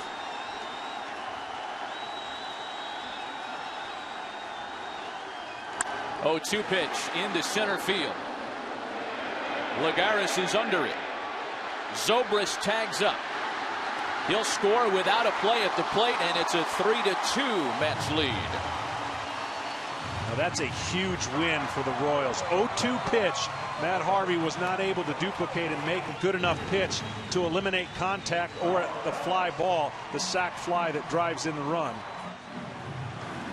Matt Harvey on the season with 2 strikes, only 137 batting average against. And you look at this pitch, too much of the plate. See, it doesn't take the turn left. And they know that's going to at least produce a run. And the Royals get to 3-2 deficit. So now Kendrys Morales, who's grounded out and struck out tonight. A run in, 1 away, and Kane aboard at first. These are the situations, if you're Matt Harvey, again, you're thinking off speed first. This is an aggressive hitter, always looking to swing and pull and lift the ball.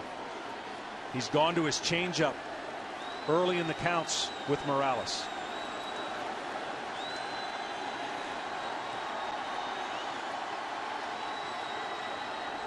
Big swing and a miss by Morales. Blew the heater by him, one of the better ones of the night. 95 miles an hour, outer half of the plate. Not much you can do with it on that side of the plate. Matt Harvey has issued strike 1 to 17 of the 23 hitters that have faced him to start the night. And it's a swinging strike that puts Morales behind 0-1. He really has been in total control. I mean, everything that body language, if you're looking as a manager, you're looking at how the ball's coming out of his hands. They've taken advantage of a couple first pitch hits, the double here, the leadoff inside the park home run.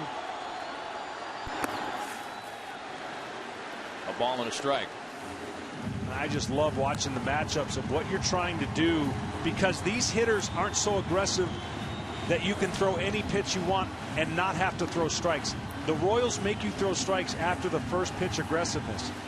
And what Matt Harvey's been able to do is mix and match his breaking balls, off-speed pitch, with the combination of his fastball. Again, Kane off first. And it merits another check-in throw. Royals are on the board with a run here in the 6th on Eric Hosmer's Royals postseason franchise record, 24th postseason RBI.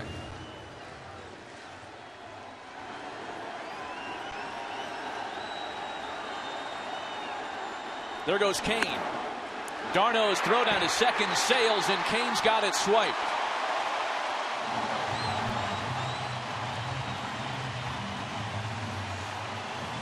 You know, watching it live, I didn't think he got a great jump, but it was good enough with these Royals known for stealing bases.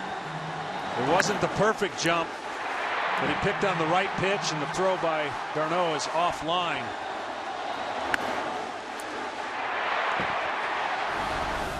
Royals do probably the best job in baseball in base running in general, not only their stolen bases, but going first to third, first to home. Back to Harvey. Boy, that would have been the inning-ending double play ball that would have gotten Harvey completely out of the jam. Instead, Kane holds at second, and there are 2 gone now for Mike Moustakas. How the Royals got here: Kane was at first base in Game 6. Hosmer was up. They waited the entire series for a play that they knew if a ball was hit to the right field corner, that Bautista would throw the ball to second, trying to eliminate the double, and Kane kept running, scoring what would eventually be the winning run. They don't miss a beat. They're prepared as a team. They put a lot of pressure on the opponent's defense and, of course, the pitching staffs. Mike Moustakas tonight is 0 for 2. Tying run in scoring position with 2 gone. These are situations in which the Royals have excelled. We talked about it earlier tonight. With 2 outs and runners in scoring position, Kansas City hit a major league best 278 during the season.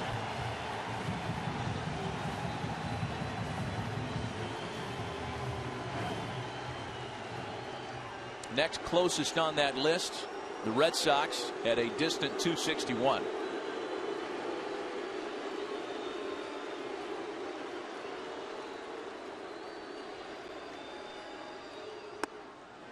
And it's 2 balls and no strikes to Moustakas. I'll tell you what, good composure out of Matt Harvey. That pitch was right there, right down the middle. Curveball, fooled the hitter. Umpire decided the ball was low, but the ball had to cross the home plate in a vertical fashion that one would think caught the strike zone, but a 2-0 count. Base open, Perez on deck. You don't have to give in to the count. You still make the quality pitch you think is going to get Moustakas off balance. Quick throw in his second, very close.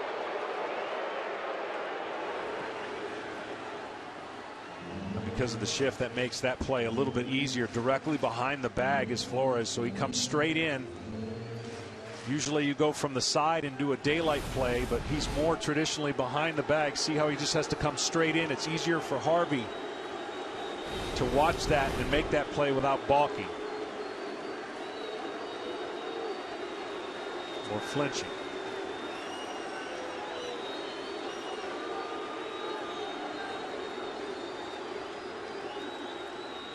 2-0 to Moustakas, lined into right center field.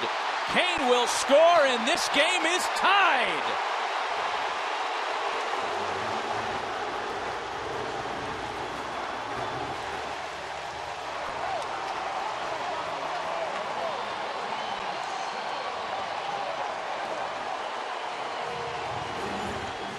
The only way you're able to do that is if you're a disciplined hitter and stay up the middle on a 2-0 pitch, because that's a 2-0 changeup.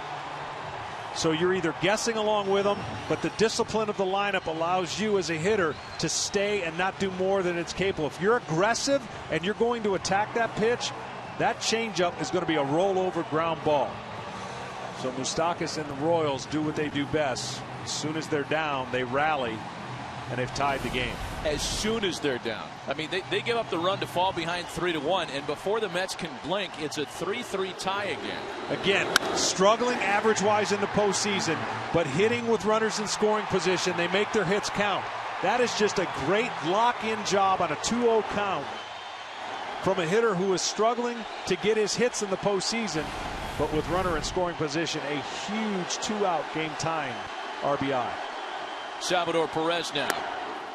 For Mike Moustakas, 8 hits this postseason, 6 RBIs, to your point, John. Perez has a hit tonight, a 1-out single in the second.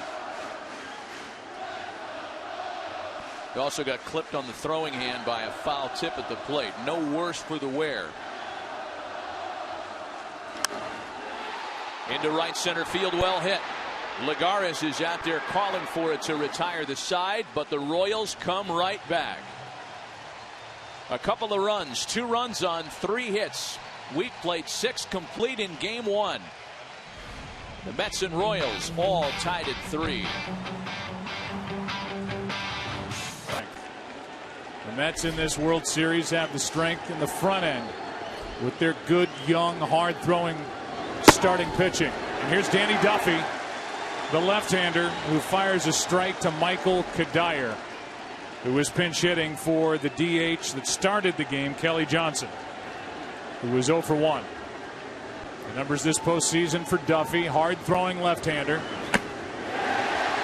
Fools Kadire, strike 2. Yeah, Duffy's a guy who started in the rotation. You're absolutely right. The first pitch at 98. As a starter, he was sitting about 94. His stuff definitely playing up out of the bullpen. Kadire just 2 for his last 26.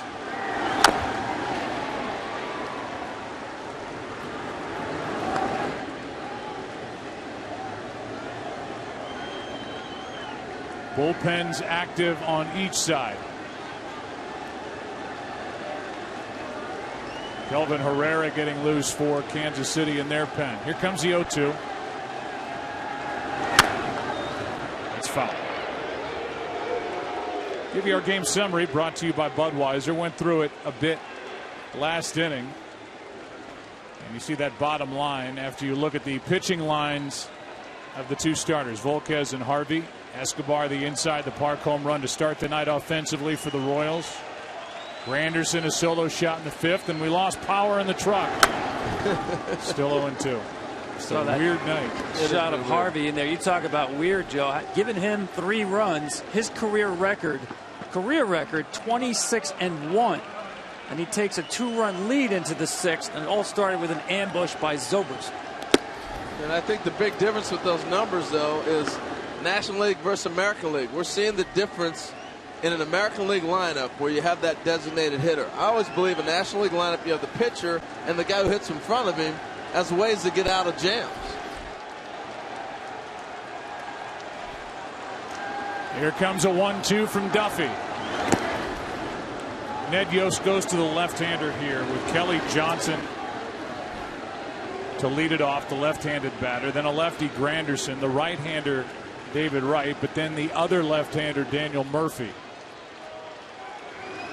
He's got Herrera out in the bullpen, if anything starts trouble-wise. Now a 2-2. Full count. You're absolutely right about trouble and Herrera, because it does not matter with Herrera in regards to matching up right or left. I think Duffy got himself a little bit of trouble. Came out 98 with the first fastball. Then he got a little cue.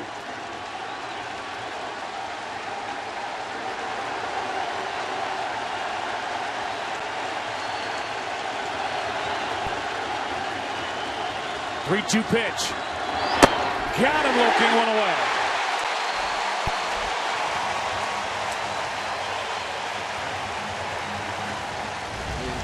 Talk about threading the needle right down the middle at 97. You're sitting at home. What's he looking at? Exactly. He had to know that was coming. He is 97. Tell you, Tom, you're talking about. He pitches about 93, 94. And all of a sudden, you're gauged for that, and you get something 97. It just kind of freezes you.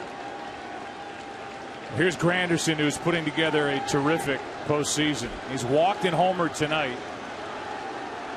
It's his first home run of this postseason, but he's been producing runs, getting on.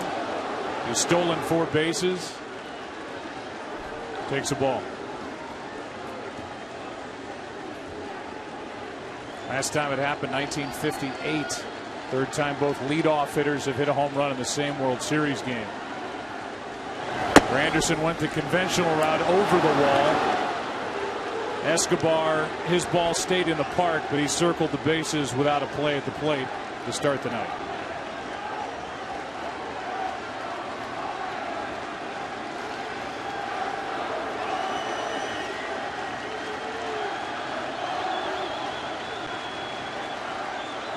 Here's a 2-0. 3-0. You know, Granderson's done a great job of reinventing himself. You know, you're looking for the 40 home runs you saw in New York. You're not going to see it with the Yankees, that is.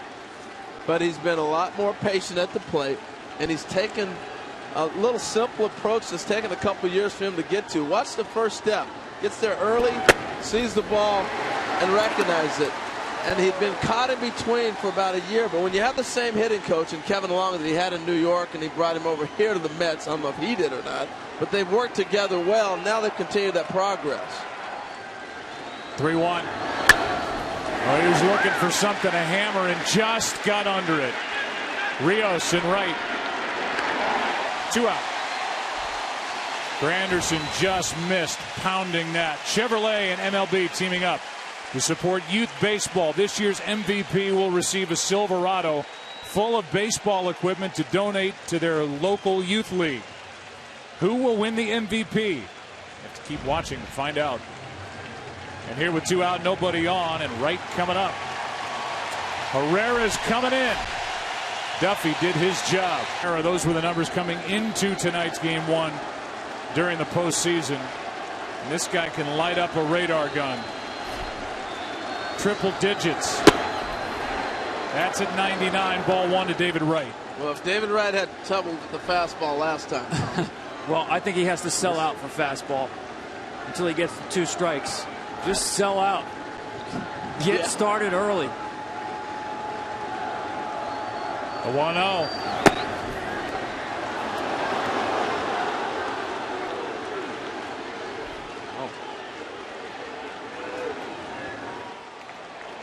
David Wright 0 for 3 tonight. It's fouled out, struck out, grounded out.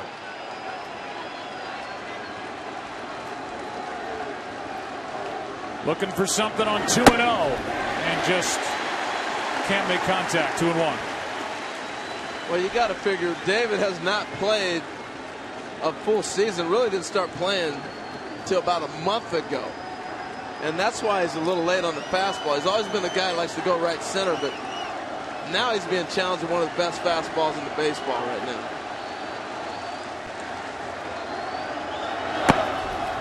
Three balls and a strike with the home run machine, Daniel Murphy, on deck.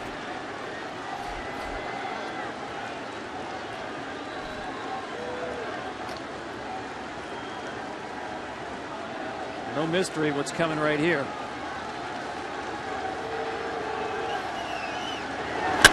Left side, base hit. And David Wright is on with 2 out here in the 7th. It'll bring in Murphy. And it'll give us a chance to tell you that tonight's telecast is sponsored by The 33 on November 13th. Discover the untold true story. The 33, only in theaters.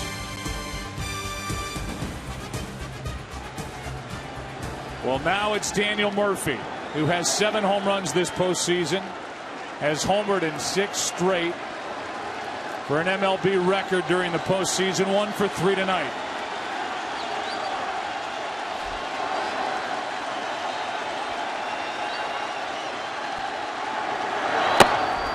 Joe, I think this crowd's sensing what you're talking about.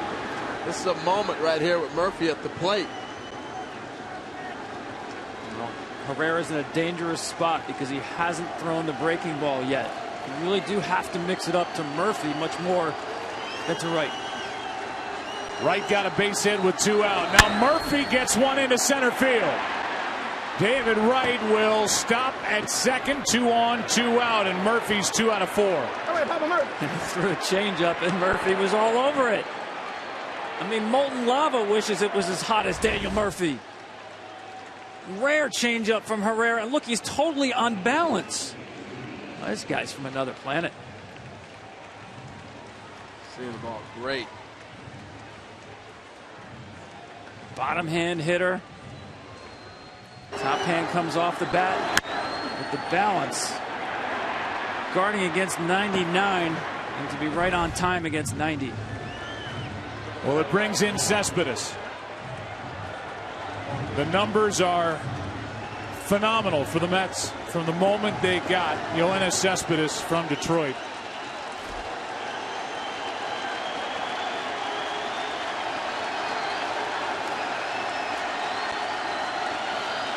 One for 2 in his career against Herrera. That's upstairs for ball 1. You know, the thing about Cespedes for me, you talk about the Mets pitching staff. Great attraction, but you got to have an everyday player you want to watch play.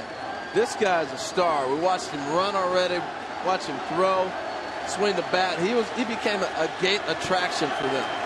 And he turned the offense around for the Mets, and that catches the home plate umpire, Bill Welke.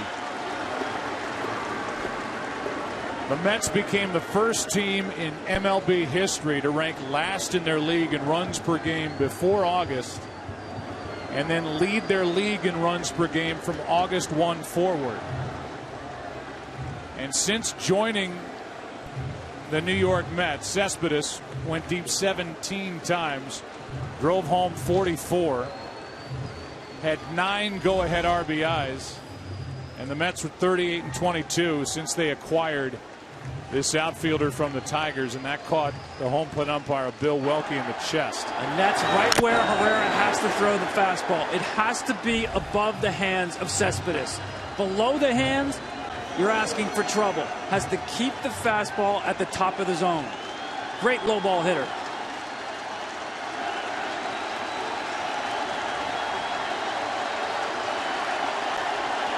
Tie game, 7th inning. Cespedes, ball 2.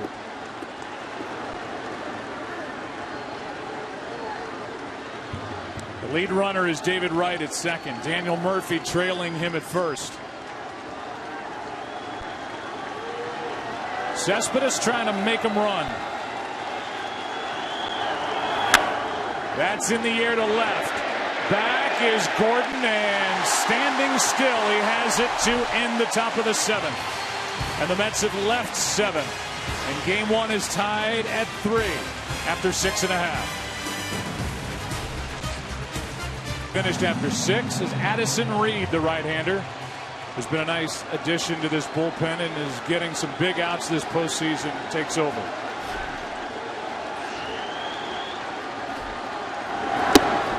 Joe, I think ran right in there, and Alex Gordon saying he was grazed by the pitch. Well, they got the replay. See if that's reviewable or not. If he wants to. Here's a look at it. I think he just felt. Sometimes you feel that wind to go by and almost like burns your skin. It's so close. I think this is the biggest challenge for Addison Reed here, because he's facing a team that was in his division when he was with the White Sox, who had a lot of looks at him through the years. Neither starter will be involved in the decision tonight. That's inside 2-0. And Joe, Matt Harvey threw just 80 pitches.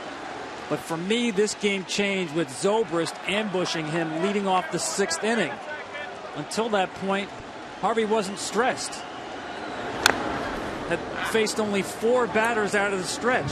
But once Zobrist got on base the entire inning, the 6th inning, Harvey had to work out of the stretch. We're talking about a guy now more than 200 innings into his first post-Tommy John season. Terry Collins made the decision that he was gassed. That's off the end of the bat into right, and Granderson is there. 1 out in the 7th. Well, I think looking at Harvey, also, it's not just innings or pitches. I think you got to look at the stuff, too. They're starting to finally get to him. Give you tonight's Geico in-game box score for the Royals. We had the leadoff inside the park home run by Escobar at the top on the first pitch. And as you work your way through it, RBIs for Kansas City from Hosmer on a sac fly. And a big out 2-out RBI hit by Moustakas, who also made a good defensive play to end the top of the 6th. Here's Rios. Strike 1. This game's as advertised. This is about as evenly matched a World Series I've heard people talk about in years. Here comes the 0-1. And if you told Ned Yost before the game, tie game, 7th inning, battle of the bullpens, he would have said, where do I sign? Because right now he has Herrera in the game and Davis behind him.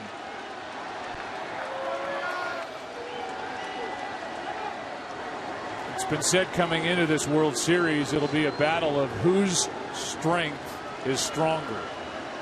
Is it the strength of those young starters for the Mets, the strength of the bullpen for the Royals? Here's a 1-1. That is just inside 2-1. And we've seen the Royals do more of what we saw in the ALCS. Battle, go up there aggressive, put the bat on the ball, play good defense. It's been a thrilling game 1. Here comes a 2-1. Rios pops it up, right side, foul ball. It is playable, and making the play is due to 2 out. You know, on the other side, too, I think the one thing that we're seeing from the Mets is they've had some really good at-bats as well. And I thought coming in they would strike out a lot more. And early in the year, that's what you saw from them. That's not the same team that has made this run through the postseason. They're putting the ball in play. Well, it's just a young team, Tom, that's been gathering confidence as it's gone along. I mean, they were trailing in the division at the trading deadline behind the Washington Nationals. They took off. They're not scared. These pitchers are crazy talented. As Escobar's first pitch swinging again, strike 1. But this is a confident, young, dangerous club that's going to be good for a long time now. No doubt about it. A team that was 48-48. This is a completely different team. By that, I mean especially offensively, the depth of the Mets lineup. You see Escobar, they've been going all off speed with him since the first pitch of the game. Right there saying, all right, you're going to go off speed, I'll drop a bunt.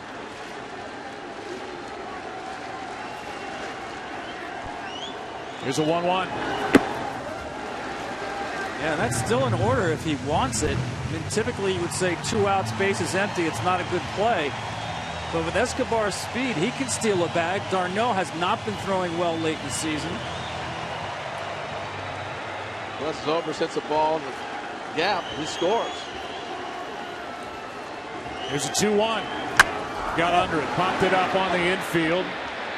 Wright wants it.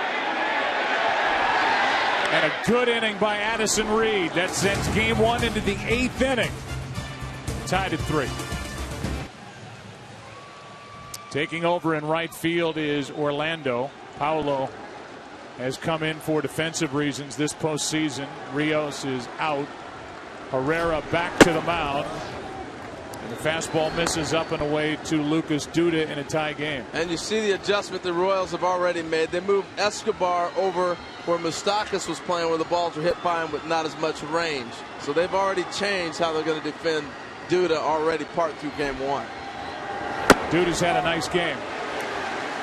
That is a check swing that he either went around, I believe he did. It wasn't on the pitch. Either way, it's 1 ball, 1 strike. And Duda with 2 crisp singles through the right side that has set up scoring opportunities that the Mets cashed in on in the 6th and the 4th. Ball 2. There's a story that's been really present in this game from the very beginning that we are going to get from Ken Rosenthal with regard to tonight's starter Edinson Volquez for the Royals. Duda able to check his swing and the count 3-1 against Herrera. Well, that's a great layoff by Duda. That ball's 99 and sinking.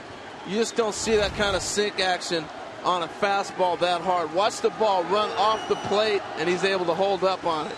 It's great movement, and to lay off a ball that coming in that hard, that is very difficult to do. Duda looking to ride one out of here, and he fouls it right side. Big swing, full count.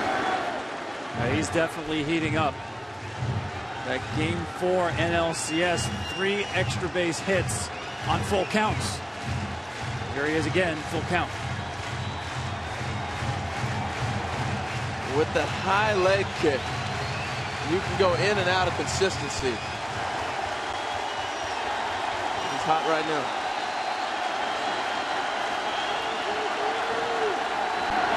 Struck him out, 1 away. And for that story about Edinson Volquez, let's go down to Ken Rosenthal.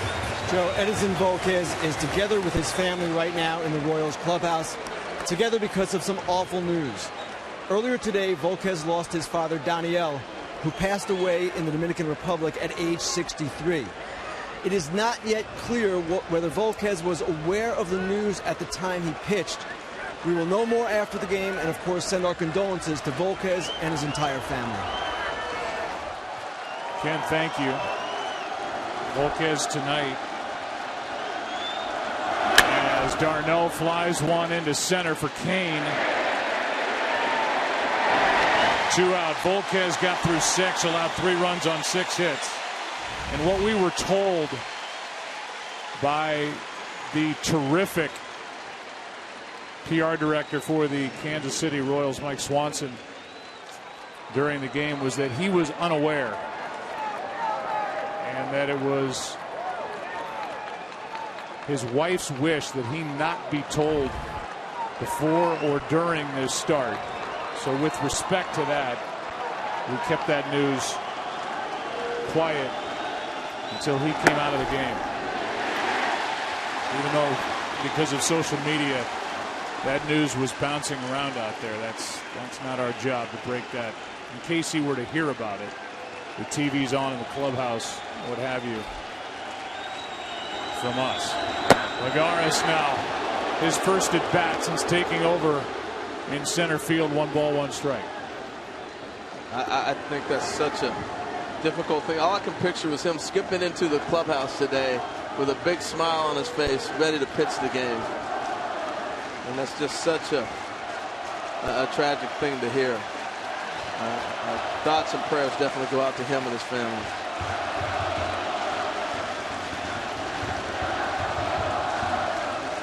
A 1-1, strike 2.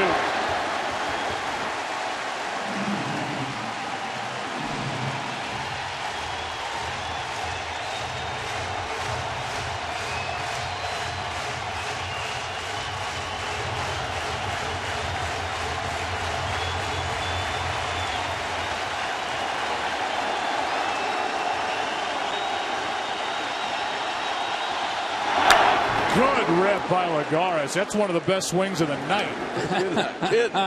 At 100 upstairs. Wow, that is a great rip. He's right on that. So that's the kind of swing that can scare even Herrera off the fastball. We might have to throw him something else. The foul ball straight back. And he did. Another 1-2. And he did go away from the fastball. 2-2. If you're Lagares, though, oh well, you throw me a breaking ball, I just tip my cap. I'm just coming out swinging.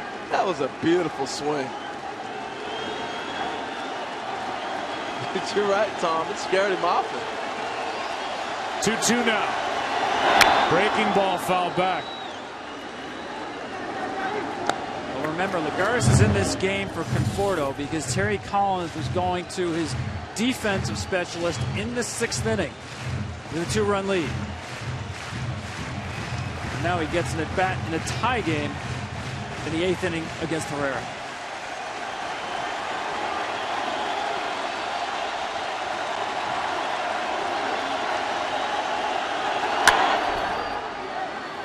.100 again from Herrera, and Lagares fouls it back. And he's giving us one of the best at-bats of the night. He fouled one back and he hit one over to the right side. I'm coming back again. I dare you, hit my 100. Shot at Kevin Long. Mets hitting coach. 2-2.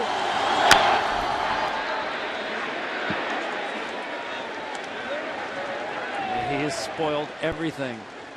100-mile-an-hour fastballs, 91-mile-an-hour changeups, and the breaking ball. And that's why Sal Perez is out on the mound right now. You got anything left to throw? You know how silly that sounds? 91-mile-an-hour changeup. I mean, how sick is that? My goodness.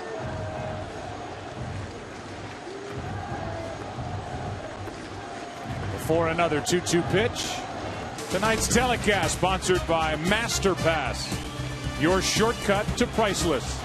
And by Taco Bell, steal a base, steal a breakfast, live Moss. 2 out, nobody on, tie game, 8th inning, 2-2 pitch. That's into center field. What an at-bat by Lagares. Man, that was a battle, and the young outfielder won it. Wow, you earn yourself some playing time with that? My goodness. I was going to say, he's swinging the bat like he wants to force the hand of Terry Collins and force his way into the starting lineup. Back to the heater. And remember, Terry Collins telling us that Lagares, just offensively against right-handed pitchers, not enough of a threat to start him. I think this is the best at bat of the night.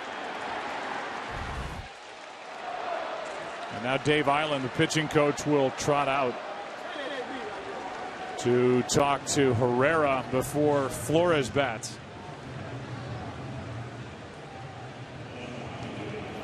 So while they talk on the mound, we'll talk about Colin Cowherd, the most unique voice in sports on FS1 now. Join Colin as he brings you his smart sports talk along with some of the biggest names in sports and entertainment every weekday. The Herd with Colin Cowherd. Weekdays at noon Eastern, only on FS1. You know, you think about it, that's a great timeout conversation. Herrera doesn't give up a lot of base hits. You know, David Wright got the hit. followed by another one. He's found himself in a little bit of trouble again. Got out of the trouble in the 7th. Now has 1 on, 2 out here, and misses inside to Flores.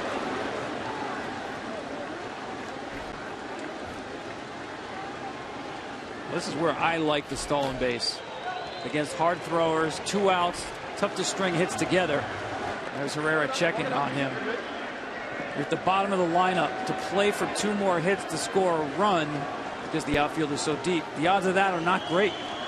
Rather try to get a bag. Play for 1 more hit.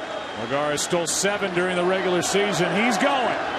Throw down by Perez is not in time.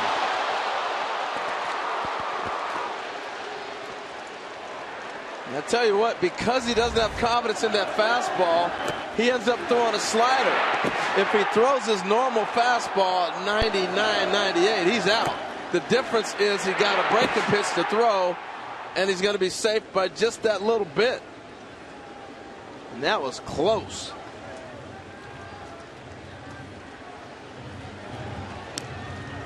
But Tom, I'm with you. I love the stolen base there. You know he's going to take a high leg kick to gather himself. You don't see it, but I love the challenge right there. And that's the difference we've seen with the Mets in the postseason.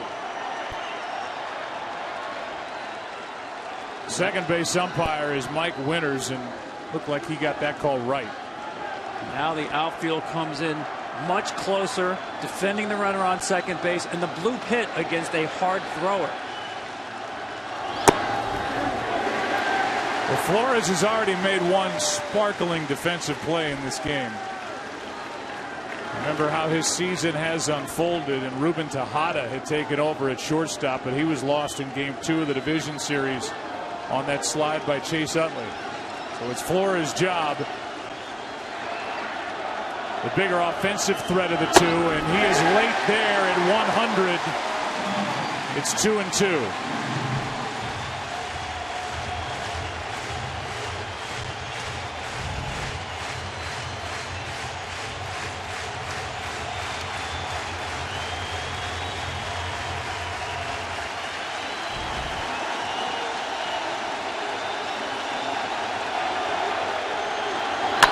Right side, and it gets through.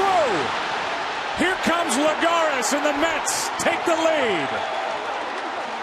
Hosmer could not make the play. And the Mets lead at 4-3 here in the 8th. Joe, he's got great hands, but he trusted his hands too much. He lets this ball bounce another time. And the second hop ate him up. Yeah, he tried to pick it on the short hop, and it ended up forcing him in between. It's one of those balls, when you get that high hop, you either attack it. The other thought I might have had is maybe square up and knock that ball down. But he does have such great hands. You don't see him miss many balls. It is an error. And just the second error of this entire postseason for the Royals. And you go back to Lagares, 2 out, nobody on. That great at bat, the base hit into center, the stolen base, and then he scores on that chopper to the right side, ruled an error on the ball hit by Wilmer Flores. And with that, the New York Mets are back on top, and they just went out for an injury check on Herrera. And Ned Yost is back into the dugout, and Herrera remains on the mound. The batter is the number 9 man, Cuddyer. And give Flores credit. He ripped a page out of the Royals playbook, shortened the stroke, just put it in play. Maybe something good happens, and it did. Cuddyer struck out his first time. That hurt. Strike 1.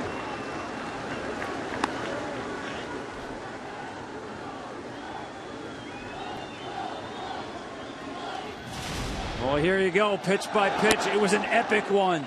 Started out with the changeup, breaking ball on the outside, and you're going to see Herrera now try his best bullets to get past Lagares, and he just cannot do it. Conversations on the mound about where to go, 100 miles an hour. He's covering everything in a 10-mile-an-hour window or more, and then finally he wins the at-bat. He gets a base hit to center, steals second, and scores on the ball put into play by Flores. And now the count 0-2 on Cuddyer.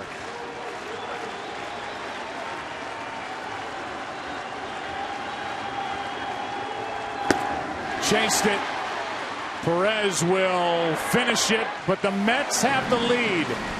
As we go to the bottom of the 8th inning, an error by Hosmer at first, the 2-time Gold Glove Award winner. And it's the Mets on the road in game. I feel like it was unearned after the work done by Lagares, the stolen base, the ball put into play by Flores, and it's 4-3 Mets as Tyler Clippard takes over. Picked up July 27th from Oakland. Had a great start coming to the Mets. 0.46 ERA in his first 20 games. Here's one down the right field line. Fair off the wall. Granderson slips. Zobrist will stick at second with a double. His second of the night. 2 pitches, 2 doubles. Ben Zobrist. Talked about how tricky that corner is. Granderson really actually saved some extra bases by getting back up. See how that ball continues to roll on the wall once it gets stuck there. It will continue around that circle. Granderson slips, and this ball hugs the wall, and then just start running on you. So fortunately, he got back up and was able to keep him at second base. Well, the scouting report on Zobrist is he's the one Royal who will concede you strike one from time to time. Known for being a very patient hitter, but I'll tell you, once you put on this Kansas City Royals uniform, that goes out the window. 2 ambush jobs. Tying run at second with nobody out. Here is Lorenzo Cain, 1 for 3.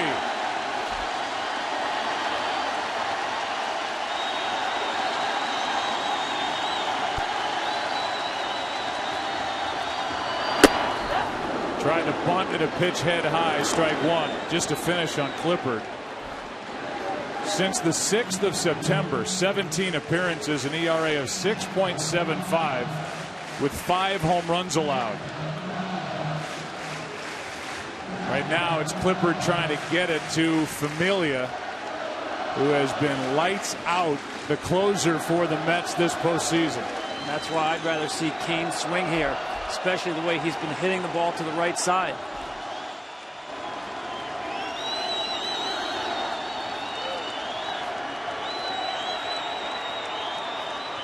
The 0-1.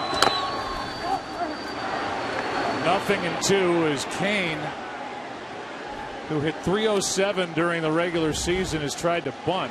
Well, the first one he's trying to push to the right side. You want a ball that's up. He just missed it. And right here, he doesn't get the bunt down. Now he's going to third base.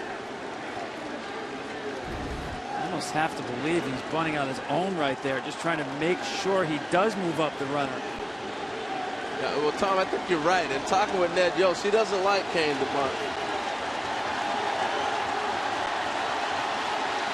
Big numbers there, 6 for 11 runners in scoring position during the postseason. But set up at 0-2. 1 away and a big strikeout for Clippard.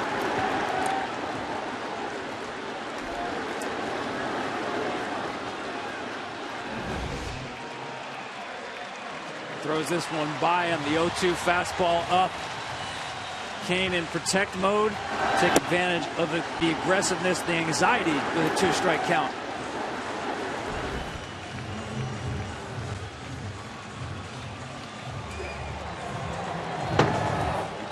Here's Hosmer. He's walked, he's grounded out, he's hit a sac fly. Tying run at second, 1 out. Sac fly moves him past George Brett. The most RBIs in franchise history during the postseason, with more opportunities these days. Strike 1.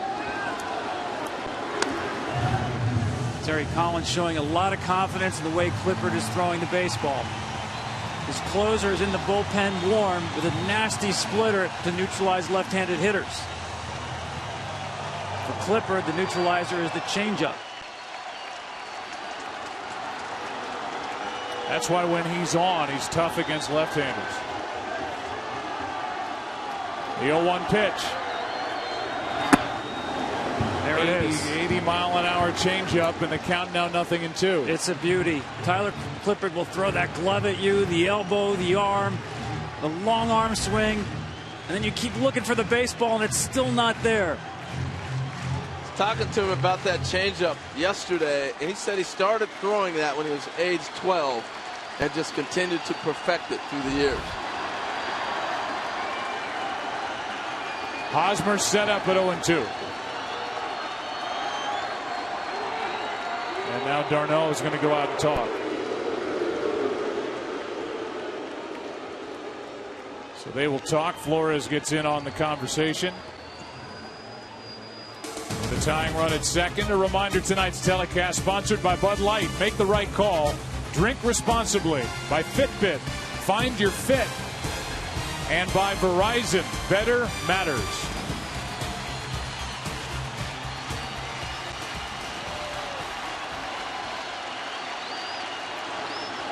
Here comes an 0-2 to Hosmer. Got it. 2 down. And did you see how high Darno set up on 0-2? Absolutely. Great game calling by Darno. The strikeout on Kane, the strikeout on Hosmer. Same thought. A team trying to protect, count in your favor. Take advantage of the aggressiveness. Get them outside of the strike zone. Well, and I like how late he's set up, because you got a runner at second base. You're going to stand up. That runner at second knows it's going to be a fastball. You saw how late he popped up on that pitch. Can't relay that. A lot of confidence in Tyler Clippard with Familia out in the bullpen. 2 out now, and Morales out in front of that changeup. He can almost tell you it's coming. It's that good. He pulls the string on it, and then that 92-mile-an-hour fastball looks like it's 105. Terry Collins has not been scared to go to Familia for more than a 3-out save. There's 2 out here in the 8th. Mets up 4-3. Familia stays put in the bullpen. It's Clippard. And Morales. Strike 2. And after the leadoff double, Tyler Clippard could strike out the side here in the 8th. Well, he's got a huge advantage right now, too, because Morales has not seen a fastball. It's one thing to see it when you're on the on-deck circle. It's another to see it in the batter's box. And now he's seen 2 back-to-back changeups. He may go 3 on you, and you got the fastball you haven't seen.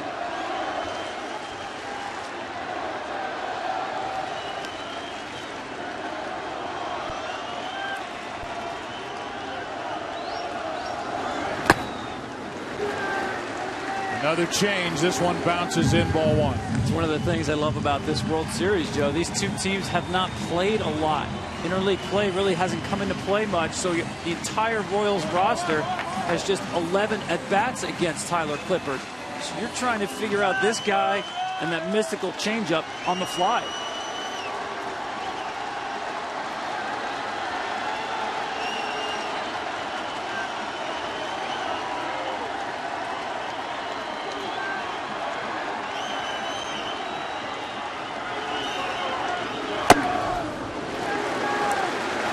Two and 2.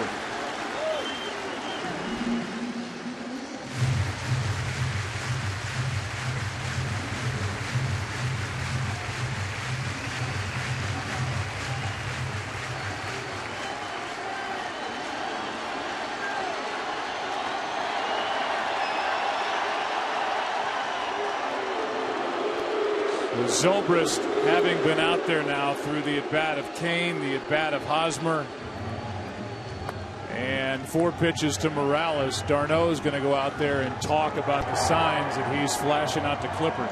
And the one thing when you're at second base, when a pitcher has a changeup as his number 1 pitch, that's usually either wiggling the fingers or it's number 4.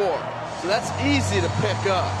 And then you figure out the sequence. So I like the change in the conversation there to mix it up. Who wins this battle, Clippard or Morales?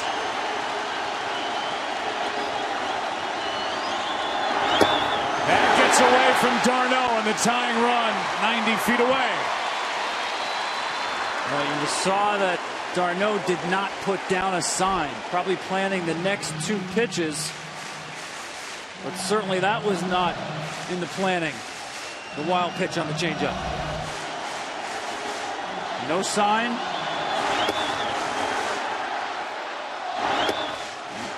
Just slipped out of his hand like a bar of soap. And the danger of that is your infielders don't know what's coming. Now a 3-2 pitch.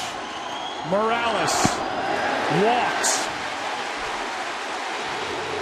And we'll see if that's it.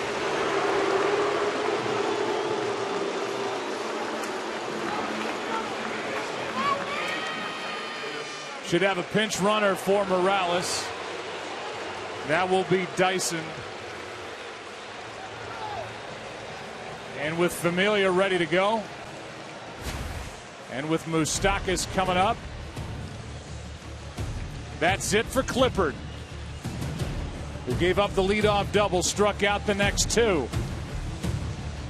But the walk keeps the inning alive, and Terry Collins goes back to the bullpen. I think of Orozco, Tug McGraw. Franco was great in his day. Familia, he's their guy. Moustakas takes a strike. Familia hides the ball so long, and it's so difficult to pick up. It's almost like he short arms the ball, and when he goes to that split, very difficult to see. 43 saves during the regular season. His 0-1 pitch. Runner at first goes. Ground ball to short. It's Flores. Long throw, and he got it. And Familia takes care of the rest of the eighth. The Royals now have stranded 5, and we go to the 9th inning. In game 1, Mets will bat up 4-3. This is going to be a base hit. So the defense decided we're going to give him second base. They have that much confidence in their closer to get him through the inning. But that's a big no cover right there, Joe. Ball hit right at Flores. He made the play off the bat of Moustakas. Familia will have the bottom 3 in the lineup. Perez, Gordon, and then Orlando as it sits right now. What will the score be?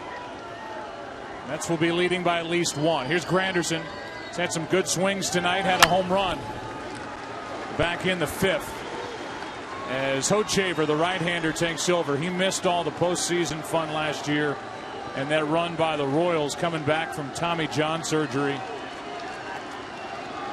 And he has been scoreless through 5 2/3 innings pitched this postseason. Trying to keep it a 1-run game. Top of the order for the Mets. Wright and Murphy will follow. Here comes the 0-2. Ball 1. These are great looks for the Mets. You've seen Duffy. Now you see Hochevar. You got a chance to see Herrera. Those are the guys you're going to see the most in a 7-game series.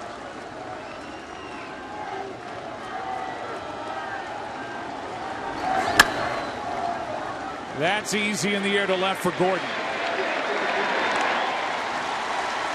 1 away. If you go back to that play at first base and the ball hit by Flores with a runner at second, that was Lagares and 2 out in the 8th inning. Here it is in this play at first base by Hosmer, the 2-time Gold Glove Award winner. It went down as an error. And we are told that it's the first time in a World Series game that a team has taken a lead in the 8th inning or later on an error since the Bill Buckner play in Game 6 on a slow roller hit by Mookie Wilson.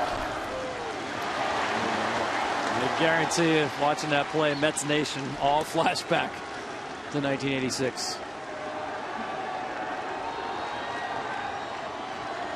First pitch is strike, and now the next to David Wright. 1 for 4 tonight. He's 2 out of 5. He's on with 1 out in the 9th inning. We mentioned it on Sunday during a football game, and now we show it in Game 1 of the World Series. The ball that got past Buckner to score Ray Knight. And then a win in Game 7. And the Mets had their 2nd World Championship. You know who's on that team there? The man coaching third base, Tim Tuffle. His first year in a Mets uniform. There goes the runner. Throw down to second is not in time. And a stolen base for David Wright. We watched the Mets run against the Cubs, and they're off doing the same thing, aggressive and off and running. And I love it because it's an element of surprise. When a guy takes off, you go, oops, what? He took off. But was he out or safe? And they're going to look at this, and it looked like the tag got on the back of David Wright before the right foot hit the base. I agree with you, Joe. I think that one will get overturned. I like the thought, though. Hochevar really wasn't paying any attention to David Wright. The heart was willing, feet not so much. He should have ran about 5 innings ago when there's no replay. He'd have been in there. They play it on the video board here at Kauffman Stadium. The crowd reacts. And that tag is on his back. And if it's overturned, it's 2 out, nobody on with Murphy up. Out. Tell you what, Salvador Perez had a guy with a great jump. Pitcher didn't hold it, and he came out to shoot and threw a missile down to second base. The footwork was impeccable, and the cannon, just watch him come out of the chute. He's halfway down the line by the time he releases this ball. I mean, you talk about get to a ball and get rid of it quick. Wow. Now Murphy flies one into left center field. And barring extra innings, his streak of games with a home run during the postseason will end at Familia back to work. He got out of the 8th inning with 2 on and 2 out by getting Moustakas on a ground ball. Perez, Salvador has homered 4 times this postseason. He was just trying to make it 5 and tie the game. It's tough to lift that nasty sinker. To right-handers, it's the sinker-slider combination. Once in a while, the splitters for the righties.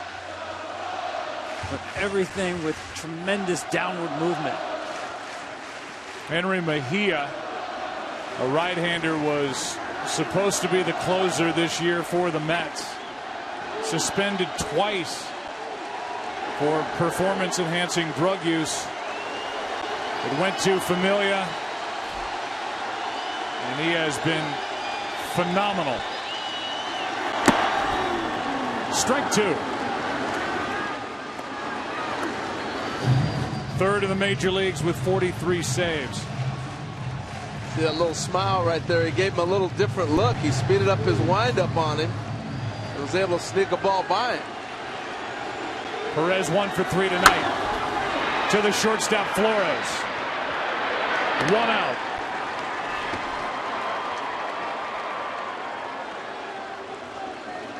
He did it again. You know, he's not coming with the full leg kick, just a little partial. He's got enough to get on it. So that's a little thing he's been able to mix into his arsenal as well. We see it a lot with Cueto and different pitchers, but watch here. You think he's going to come back set? No, I'm coming right at you right now. Deception is the key.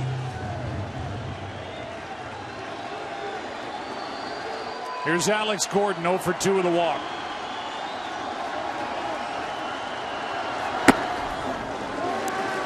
Poured in there low for ball 1. To think about the difference in this game being an unearned run, how rare that is for Kansas City.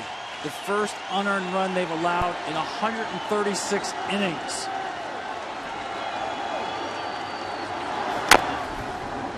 Strike 1 on Gordon. They had made only 1 error this postseason. That was an inconsequential 9th inning error in a win.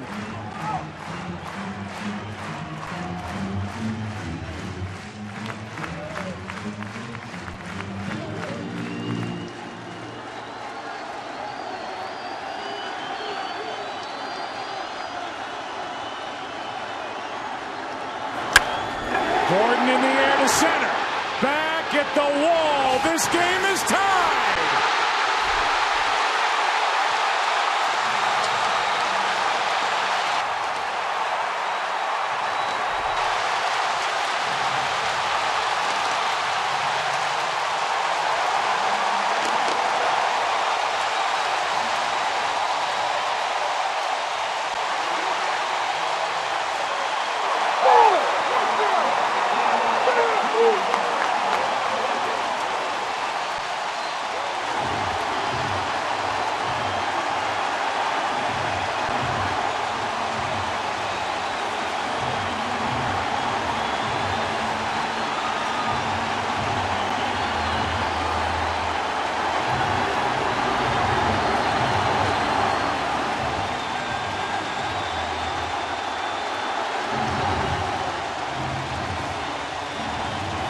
That's the first run this postseason against Familia. Here's Orlando, who took over defensively and right for Rios.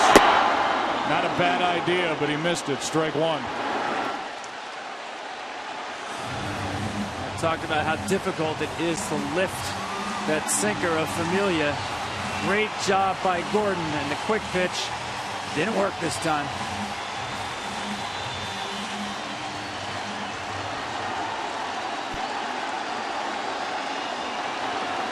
Paulo Orlando with one out. Good swing, strike two. Well, let's take a look at it.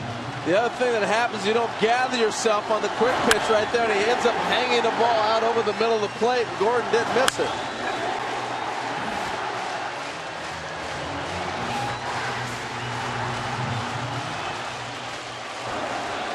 Starting to see Alex Gordon get healthy, taking him a little while. Orlando into right center. Lagares has out number two for Familia. His first blown save since the 30th of July when the Mets blew a 7-1 lead against San Diego. Sinker that didn't sink, just stayed up. You're talking about Alex Gordon, Harold, who missed 48 games with a tear in his groin. And this ball was off the batter's eye, way over the wall in center to tie it and get Hosmer off the hook. And Hosmer's saying all that Billy Buckner stuff. Come on now.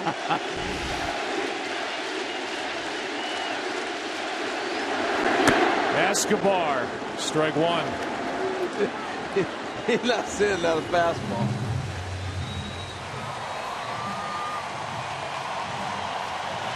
Alcides with an inside the park home run on the first pitch he saw in the bottom of the first inning. Since then, 0 for 3.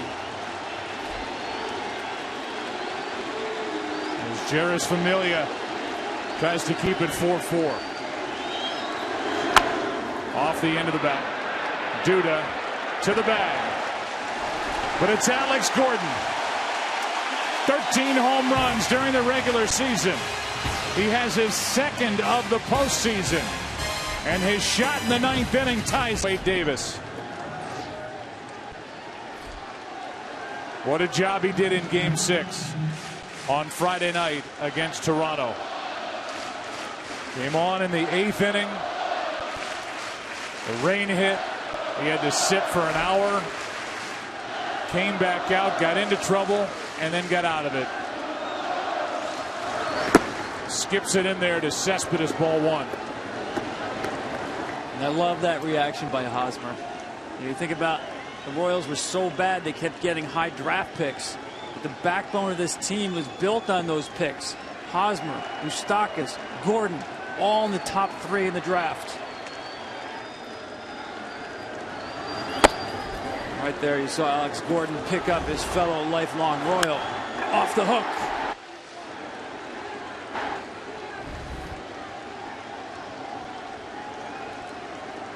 2-0 the count on Cespedes, who's hit 2 home runs this postseason. 17 with the Mets.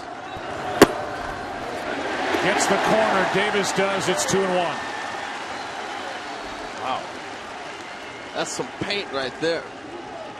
Cespedes looking to spin on something right there. He goes out away with the fastball in the corner. I don't know if he got a gimme pitch or that was just on the black on the corner. Here's a 2-1. 2-2.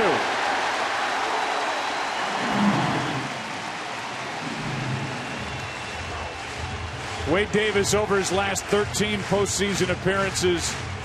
No runs in 16 2/3 innings pitched.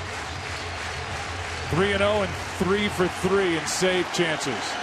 This is a spot for his cutter. Cespedes didn't look like he was even ready to hit right there in the middle of his little warm-up swing.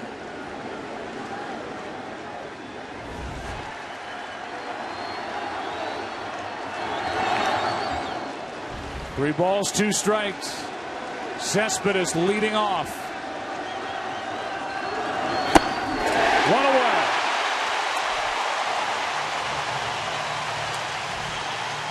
And that was the cutter.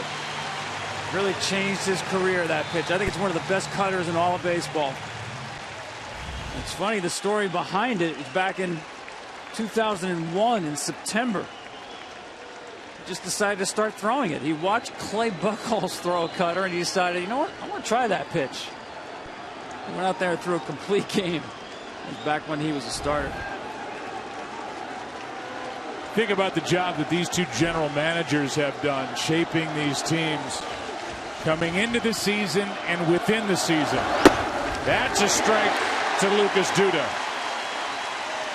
Dayton Moore, who pulled the trigger on the trade that brought Wade Davis here, he felt like kind of the throw-in with James Shields when the Royals traded Will Myers down to the Tampa Bay Rays.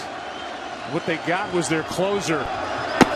First a setup man, and now the closer after the injury to Greg Holland. Yeah, you never know how those trades are going to turn out. Seemed to work out pretty good. Shields a big part of the success last year. Davis the last two. Strike two.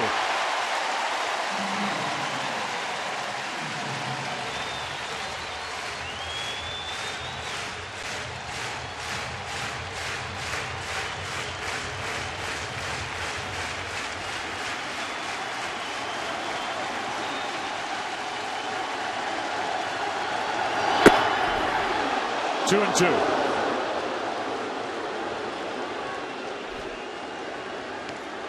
The trade started out the James Shields trade. Then it became the Will Myers trade when he was Rookie of the Year. Right now, I got to say it's the Wade Davis trade. Duda. 2 hits tonight. 1 home run this postseason. That is foul and out of play. Meanwhile, the guy on deck, d'Arnaud, came with Noah Syndergaard in a trade that Sandy Alderson made with the Toronto Blue Jays when he sent the reigning Cy Young Award winner R.A. Dickey north of the border. Well, these two GMs have just put their fingerprints all over these rosters.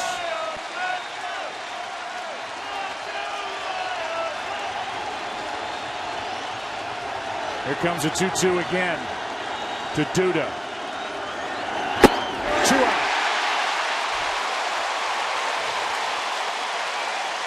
You know what makes Davis so tough, Tommy, you're talking about that cutter, is he throws all his other pitches as well. Usually when a guy goes to the bullpen, you start eliminating pitches. Look at how far that ball's breaking. But he'll still throw a 4-seamer, a 2-seamer. He'll throw you a curveball and a changeup. And then he mixes in a cutter. So you've got 4 pitches to protect on. Here is d'Arnaud.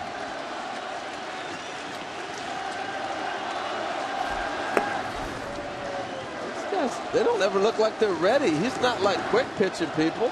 I saw the same thing you saw with Cespedes, although in slow motion it looked a little different. Again, it looks like Davis is surprising him a little bit with these pitches. Ball 1 that missed down and away. He's pretty conventional. Set, deliver. 2-0. The Royals in the bottom of this 10th inning will have Zobrist, Kane, and Hosmer. The 2, 3, and 4 batters.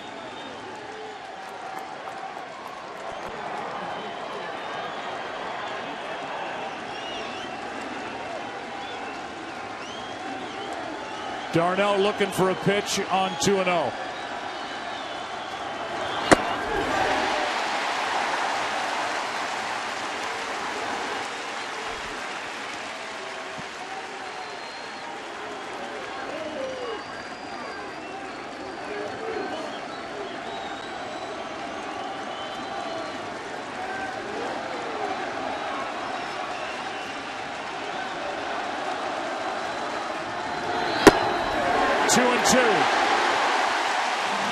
So tough. That's unhittable.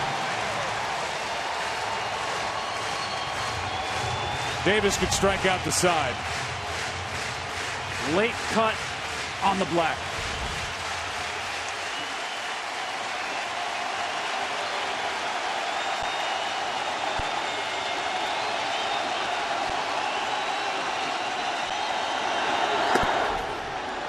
full count.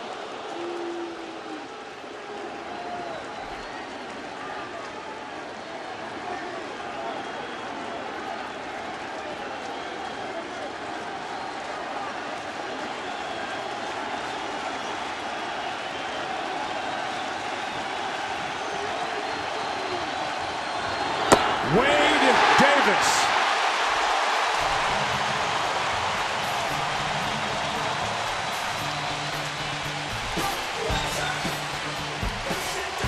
Back at Royals and the Mets.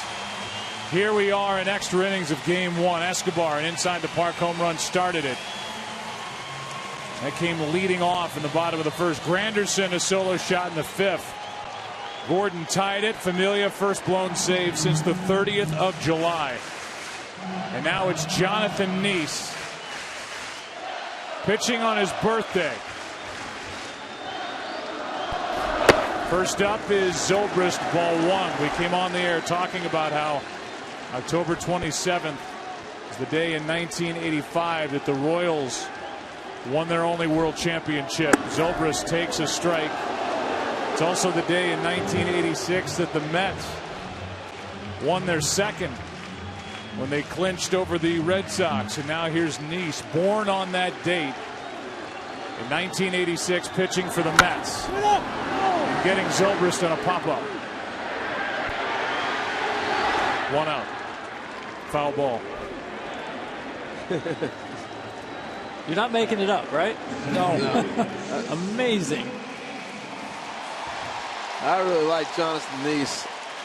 You look at the number, I think there was a stretch here in this franchise, not necessarily this year, where he really gave them some valuable innings where they were trying to figure out what to do with all their young pitching as it was coming.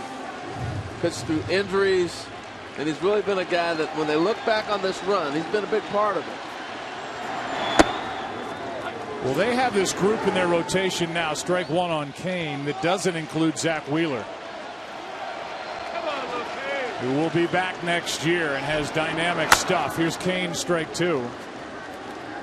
And Niese is a guy who's been a starter. I mean, they have an embarrassment of riches in their rotation, and you would figure a guy like Niese could be there for the taking, but he won't come cheap. A strikeout of Kane, 2 down. No, and the beauty of it is you think, okay, everybody can't pitch in the rotation, but it allows you to move guys to pick up pieces you might need later as well. So, and you know, Niese is a guy, they gave him 4 relief appearances in September, picked up a couple of big strikeouts in the NLCS, looking more comfortable in that role. Here now is Hosmer, strike one. He's faced 2 batters so far in the postseason, at least coming in, and he struck them both out. He's got a strikeout and a foul out here in the 10th. And clearly not intimidated. Pumping strikes. It's 0-2. Well, he was always the guy as a starter for me. The first 5 innings, he was going to be tough. And getting past that, he had his struggles. So that almost says bullpen guy, very effective. The 0-2. How about that inning from Jonathan Niese? And we've got a bag full of quarters for our generator. We can play all night long. And this is some game, and we're seeing the best that these two teams have to offer here right out of the gate. Great competition, as you mentioned, so closely matched. And also great managing. Very strategic game at this point as well. You see Wade Davis out of the game because Ned Yost has to keep an eye on game 2. If Davis pitches another inning, probably takes him out of play for game 2. So it's Ryan Madson who has been giving up the home run ball in this postseason. He's allowed 4 in 5 1/3 coming into this game. The last one was the 2-run shot in the 8th inning with 1 out, leading 3-1 as Jose Bautista took him deep in game 6. Here's a bunt. Lagares off the bench, and as he made an impact on to start this 11th with a bunt base hit. He got the perfect pitch and dropped it down. This isn't a perfect bunt, but he deadened it enough. You want to try to bunt this ball to the line or possibly foul. But you see how far back Moustakas is as a bunter. That just gives you confidence. You don't have to be perfect. You see him square around, does a nice job of getting the bat head out where he wants it. You set your angle, and watch how this ball just bounces off the bat. It just dives. Beautiful. Now it's Flores. Royals expect a bunt out of Wilmer. And if you talk about confidence, the guy on the mound right now can't be high on confidence with the way his postseason has gone so far.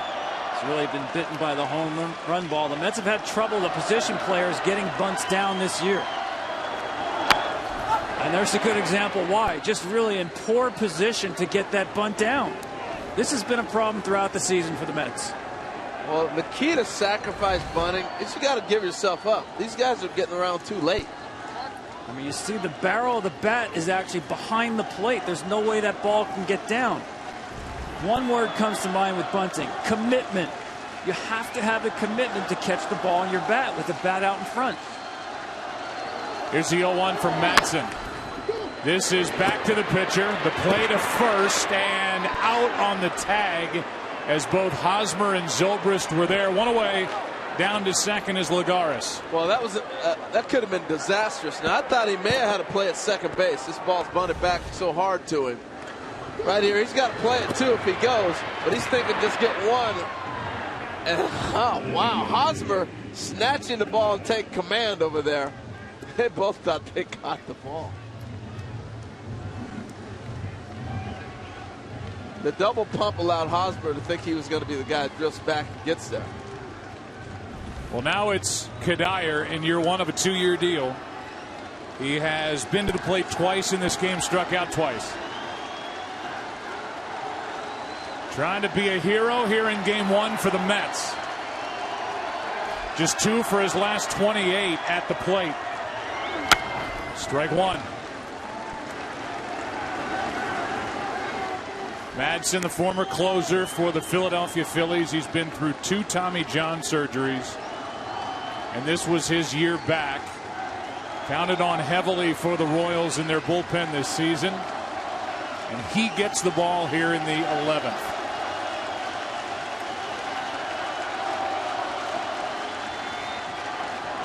The 0-1. Strike 2. All good arms in the Kansas City outfield, and a great arm in left field in Alex Gordon. And Lagares has been doing a great job getting a very healthy secondary lead.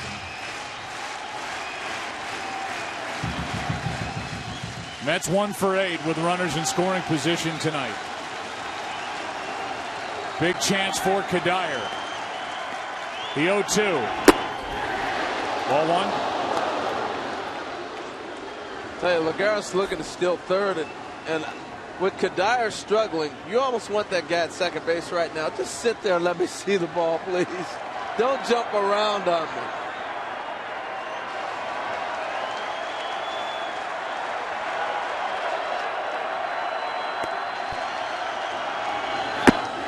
Two out. And that's 3 strikeouts in 3 at-bats for Michael Kadire. Well, that's his best pitch, the changeup, and he threw a great one right here. You get a swing and miss, the one hand coming off the bat and a changeup over the plate.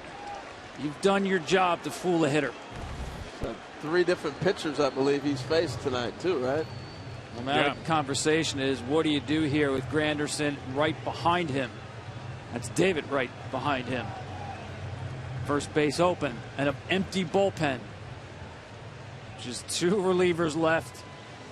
Medlin is your long man. Thinking about it, a really long extra inning game. Morales, the left-handed pitcher. Could probably also add the name of Chris Young down there if you wanted to. Here are the home runs, and Madsen has given up. First it was Rasmus. This is Correa. Rasmus again.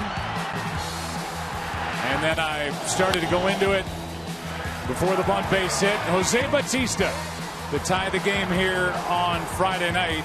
A 2-run shot in the 8th inning. And the 3-1 game became 3-3. But the Royals won 4-3 with a run in the 8th. Granderson could put the Mets on top as Madsen spins and looks back at Lagares.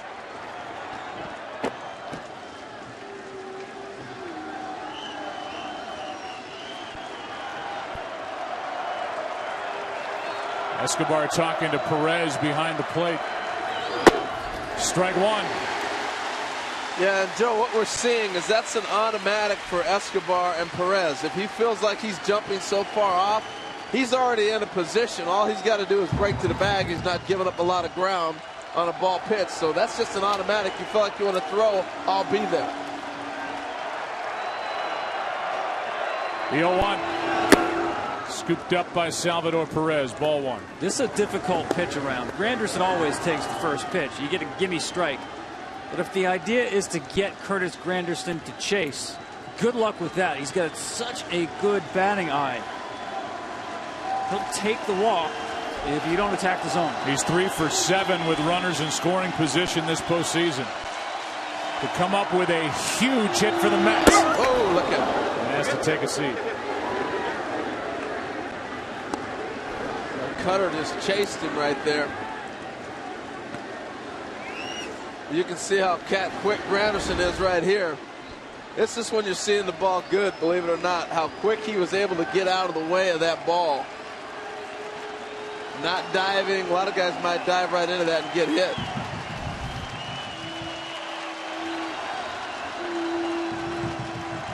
Here comes a 2-1 pitch. 3-1, and I don't think Ryan Madsen of the Royals care at all if Granderson takes a walk. The way he got out of the way, believe it or not, of that pitch that almost hit him, and then you come back now, you put him on. Seeing the ball too well. You're the Mets, you're saying thank you. 3-1 swing it, Curtis. I think the Royals are flirting with danger here with Granderson if they challenge him. 3-1. That's a walk. 2 on. It's up to David Wright, who's 2 for his last 2. Yeah, Granderson's locked in right now. David Wright back-to-back hits, starting to swing the bat. Caught a couple fastballs, was able to turn the bat, so it looks like he's starting to swing it a little bit too. But I think between the two, you want to take on David Wright. See that last pitch on 3-1. Called ball 4, and it's 2 on for David Wright, playing in his first World Series game, and the Mets are looking for the go-ahead RBI from their captain. He has seen Ryan Madsen a ton from Madsen's time in Philadelphia. 8 out of 26, 3 home runs.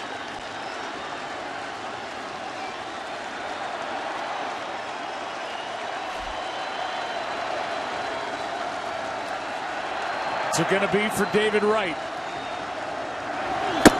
Ball 1. Wright's first full year in the big leagues, 2005, at 306, 311 with that playoff team in 06. It was 1 win short of the World Series, and here he is 9 years later.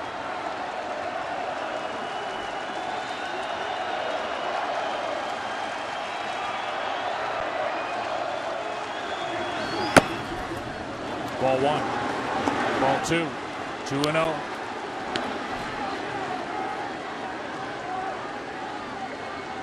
Wright looks good. He looks good at the plate. Real comfortable. Franklin Morales getting loose with Murphy, the left-handed hitting second baseman, on deck.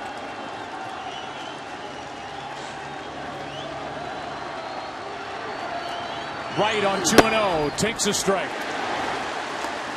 Well, you think about David Wright, long history with this club, but what it takes for him just to get on the field every day now, coming back from that back injury. Hours of work, even on the off day yesterday, getting here at 11:30 for a 3 o'clock workout. Good speed out at second with Lagares, the lead runner, 2 out. 2-2.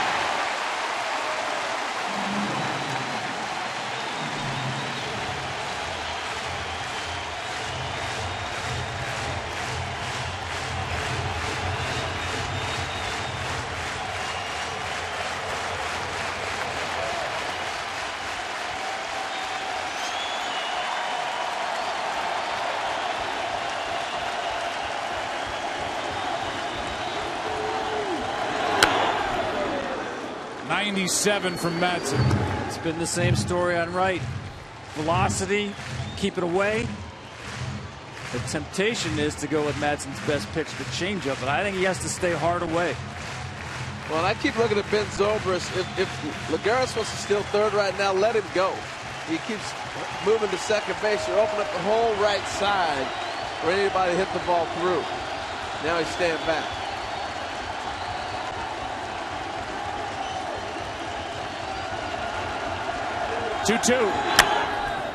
Well, I'm with you. He's moving around before the pitch, and you can see Wright having a tough time getting around, even though on that last pitch it was a 91-mile-an-hour pitch, but he looks like he's up there shooting it to right. Yeah. I just, that was pounded in my head. I can hear Dick Williams right now going, leave him alone! Leave him alone! Get back! That lead man is Lagares. He is at second with 2 out. The 2-2 again. Hook foul. Battle. We always talk about the player seeing the pitcher a long time, how familiar you become. It's also the same thing with the pitcher, too. The numbers we always look at and say he's had great success, but you look at the other side of it, pitcher saying I've got him out a number of times, too. 8th pitch coming. He's got him set up for the fastball. On 2-2. Got it. And game 1 will stay tied into the bottom of the 11th. With Morales, Moustakas, and Perez coming. Jonathan Neese was impressive in the 10th. Here he is in the 11th, trying to send it to the 12th. A lot of guys crossed off on those lineup cards. Here's Dyson with a fly ball into right. Granderson's got it. What a catch by Curtis Granderson to rob Dyson in his first at bat of extra bases. One loud out. Tell you what, it didn't look like Granderson had a chance at that ball from our vantage point. Dyson splitting the gap on him, but because he's playing no doubles, it gives him the angle to run this ball down. Had he been playing earlier in the game, you see barely up the end of the glove. Earlier in the game, he's probably playing him in more. I mean, with the way Dyson can run, if that ball rattles around at all against that wall, we may have another inside the park home run. Well, we know it's for sure 3 and possibly a 4th. By the way, Dyson came in a pinch run for Morales in the 8th after his walk. He was stranded, so he gets an at bat. Dyson now 0 for 2 this postseason. Watch this guy just fly. He knew he had a gapper, too. Man. He knew he had a gapper. Doesn't he look like Ozzie Smith? Yeah. That number 1, he runs like Ozzie. What a catch by Granderson. What a play. Here's one to the left side off the bat of Moustakas. And sidearming it across is David Wright. 2 quick outs. And I'm glad you bring up the sidearm from David Wright. Because of all the back problems he's had, that's the delivery he's had to go to be able to get the ball over without putting a lot of strain on his back. He's done a lot of things to try to make sure he can stay on the field, and that's one of them. Instead of getting on top, flip it down to the side. There's Salvador Perez. We've had the first game-tying World Series home run in the 9th inning or later since Scott Brosius in 2001 in that great World Series. Yankees and the Diamondbacks, he went deep. Last one to do it was game 5, Brosius. Tonight, Alex Gordon with 1 out in the 9th to tie it at 4. 2 out, Perez. Ball 1. Salvador 1 hit tonight, 4 home runs this postseason. Ball 2. The first swing, and he will swing, will be a home run swing. 2 outs, bases empty. You let it loose. There's Chris Young, scheduled starter for game 4. That's down 3-0. With the latest hero here in game 1 on deck. I was wondering where the Royals might go if this game continues. You got Nice who can go a little distance for the Mets. 3-0 pitch. He's swinging. It hits the bag. That's a base hit.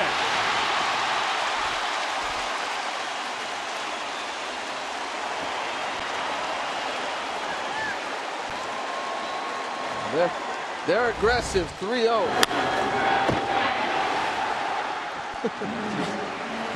You can't defend the line on that one.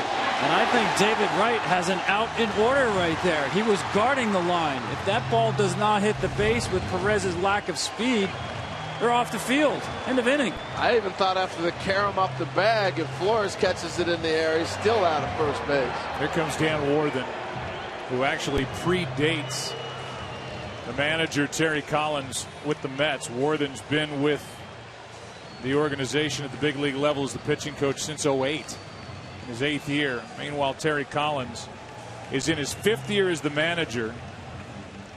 He was with the organization and player development prior to that, and coming into this, his 5th year, it had been 4 straight losing seasons for Terry Collins, albeit with an undermanned roster.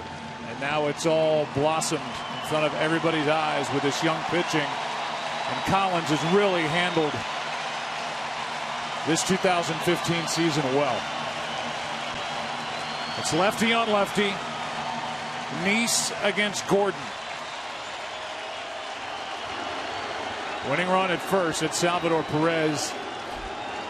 No speed whatsoever, and that's why he's got to be shocked that they even threw over. I am. The lefties actually have hit Nice better. It doesn't really have that big breaking ball you'd like to see on a left-on-left situation. Gordon homered in the 9th to tie it off Familia.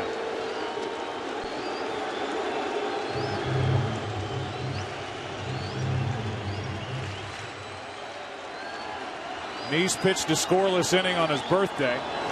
Now here he is on the 28th here in the Central Time Zone. Strike one. Here's the home run. Well, here's the home run. We'll do it StatCast style for you. This ball, the exit velocity 107 is excellent. 438 feet. Obviously, that's a long home run. And in this night that we're in right now, he hit that ball pretty hard. StatCast is powered by Amazon Web Services. That is strike two off the bat of Gordon. Actually, off the bat and then off the foot. Well, he's had the balls ricocheting everywhere this week. Earlier in batting practice in the week, he hit a ball off the cage, back off his nose. Last series, he had another ball that bounced up and hit him. This one, ouch, off the toe. The Mets really don't have a matchup left-hander in their bullpen. Nice just misses outside. Bartolo Colon is up right now. And time is called over at first. Jerry Blevins was a left-hander. Maybe not that well known. But early in the year went down with an injury, and they really haven't been able to fill that lefty-on-lefty role. But what a job Nice has done here tonight in Game 1 of the World Series. And we will play at least 12. But how about the play by Granderson to start this inning, and a ball hit by Dyson. It's the hair game, Joe. It really is. Here's Murphy in strike one. And then I get a sneak preview at the Game 4 starter for Kansas City. All right, there's the hair battle to be continued in Game 2. Now, I don't know how long DeGrom's been growing his, but Johnny Cueto told me he's been growing his for 7 years. Chris Young takes over, and he is met by Daniel Murphy. And they said after his last at bat that, barring extra innings, that streak of homering in 6 consecutive postseason games was over. And here we are in the 12th, and here he is at the plate. The 1-1. Strike two from the tall 6'10" right-hander, who is not a hard thrower. Well, you heard Murph talk about, was that ball down? Sliders down, four-seamers up from Chris Young. Here's a 1-2.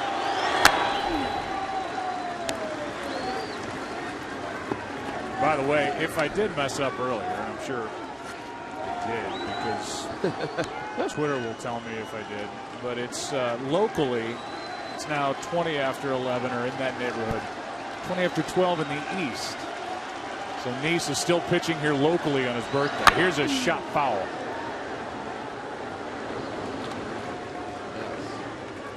This game has, can you say it all the time?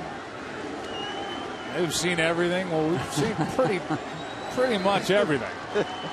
Starting with an inside the park home run to start the night off the bat of Escobar.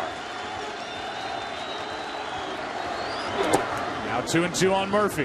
Well, I was going to say, Joe, I can't blame you for losing track of time. I think Stephen King called in and said, I can't believe how imaginative this game is. It has, well, we even lost power at one point during the middle part of the game.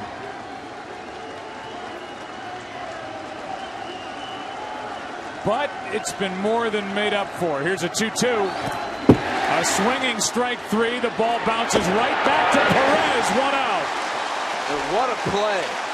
This ball, talk about all the things we've seen. It barely misses the umpire, and it barely misses the bat. When it ricochets back, there's so many things that could have happened on this ball. Watch it come off the wall. Misses the umpire, and it just misses that bat. It hits the bat, it's going to kick, and he doesn't have a play at first base. I mean, are you kidding me? I wasn't. Stephen King is shaking his head like I said. We've seen balls hit bags. That one just carried right back to Perez. Couldn't have come back to him more perfectly than that. Crazy stuff going on. 1 out here in the 12th. The batter is Cespedes. Boy, you bring a guy like Chris Young out of the bullpen after you've seen Madsen and Davis and Hochevar and Herrera and Duffy that all are throwing 95, 96, 98, 99, 100 in the case of Herrera. And this is the guy that body type you would think is going to be right there with him, but that's as hard as you're going to see him throw here tonight, 90 miles an hour, 1 ball, 1 strike. I was just thinking that if anybody profiles somebody that's going to throw 100 miles an hour, it's a 6'10" pitcher, right? Well, the end of games is about velocity, velocity, velocity, and here we are in game 1. John Nice, Chris Young. If they break 90, that would be a lot. The 1-1 skips in. Cespedes is looking froggy though right now. It's a good swing early. Dancing in the box. So froggy's a good thing? It's a good thing. The 2-1 pitch. 3-1 from the 36-year-old right-hander from Dallas, Texas.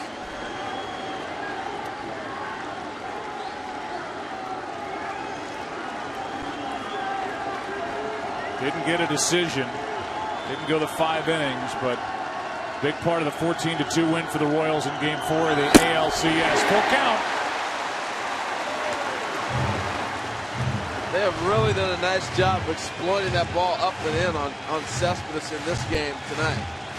It's an optical illusion from Chris Young. The high release point at 90 gets it past hitters. That's back here. He gets tremendous backspin on that 4-seam fastball. And backspin does is fight gravity, so the ball doesn't sink as much as hitters expect.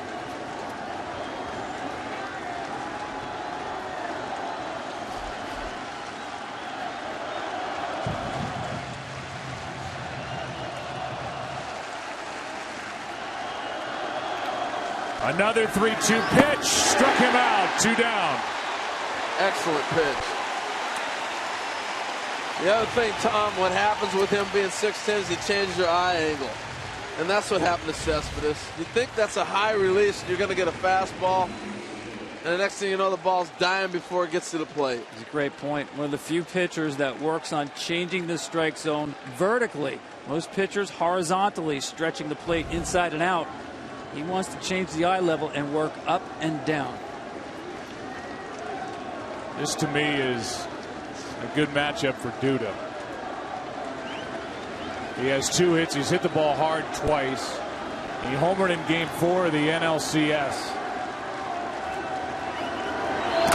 And the first one bounces in there from Young. Yeah, he's got to be careful with that slider. Make sure he keeps it away from Duda. To have that break into the barrel becomes a very dangerous pitch. That can hit him a long way. 2-0. On deck is the right-handed hitting catcher Travis d'Arnaud.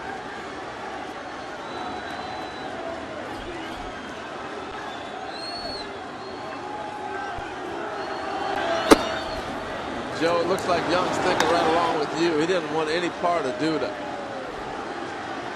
I'm getting a kick out of where Orlando's standing in right field. He'd be warming up in the Mets bullpen if he's a couple of steps back. Here comes the 3-0 as he's swinging. Trying to walk him in, he can't. Let's see if that guides Young back into this battle with Duda. 3-1. 3-2. Duda has yet to take a hack. Young could strike out the side. And nobody is sitting in this stadium.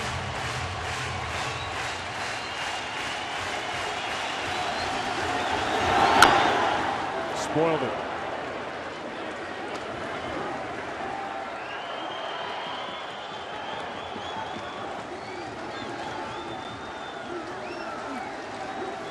Bullpen with 10 strikeouts tonight.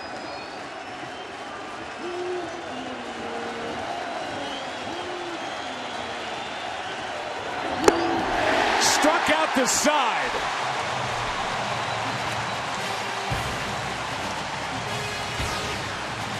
Chris Young comes out there in this gorgeous ballpark as we go to the bottom of the 12th inning. And here is Bartolo Colon. He's been good out of the pen this postseason in 4 games. The ageless one.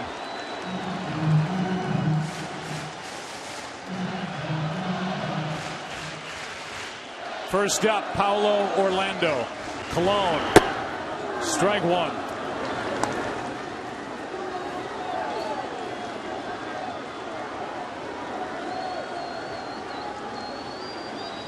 About that. 14 years, 12 days between postseason wins.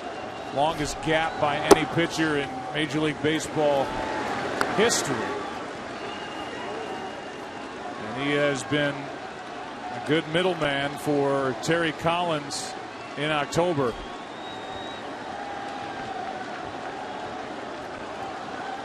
The 42-year-old brings it and hits the outside corner, strike 2. He can do that with the best of them. His control, you watch him time and time again over a course of a season. It's mind-boggling how good his control can be. Here's a 1-2. Orlando can run right. Too late. Orlando on to start the 12th. Talking to Orlando yesterday, he was on the Brazilian junior national team. He was a track star, 100 and 200. Didn't start playing baseball till he was about 12 years old.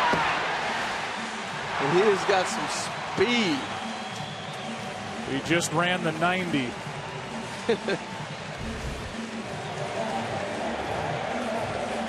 And with those 90 feet, beating the throw from David Wright, it's a base hit. And the batter is Escobar. Should be a bunt situation. Guy that handles the bat very well. That almost handcuffed Duda at first.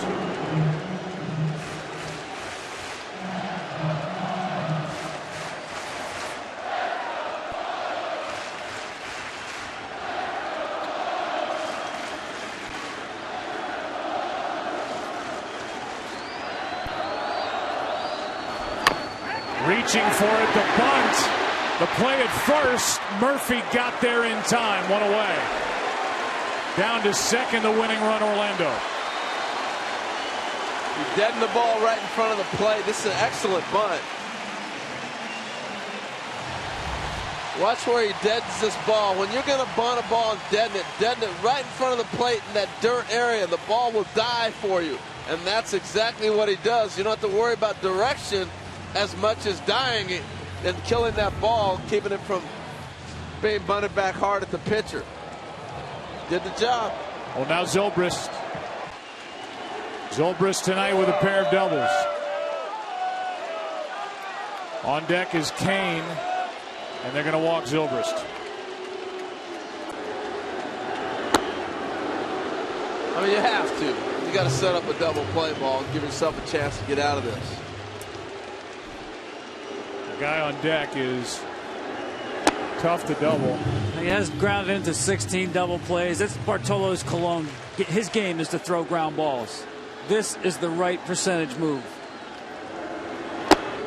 Bartolo Colon with 218 big league wins. That's the active leader now, with Tim Hudson announcing his retirement.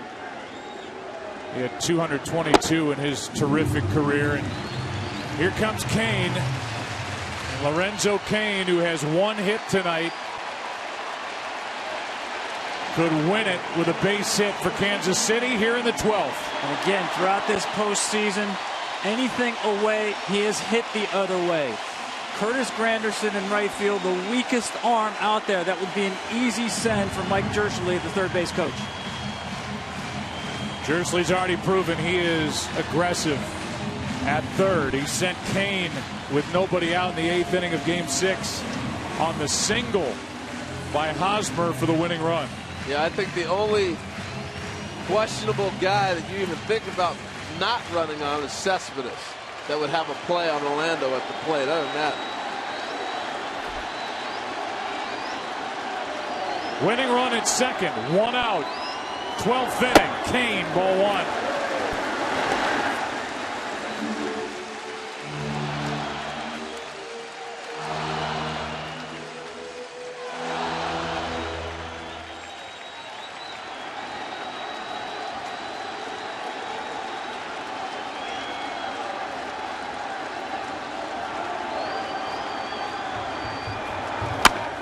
To the right side, Duda to the bag, 2 out.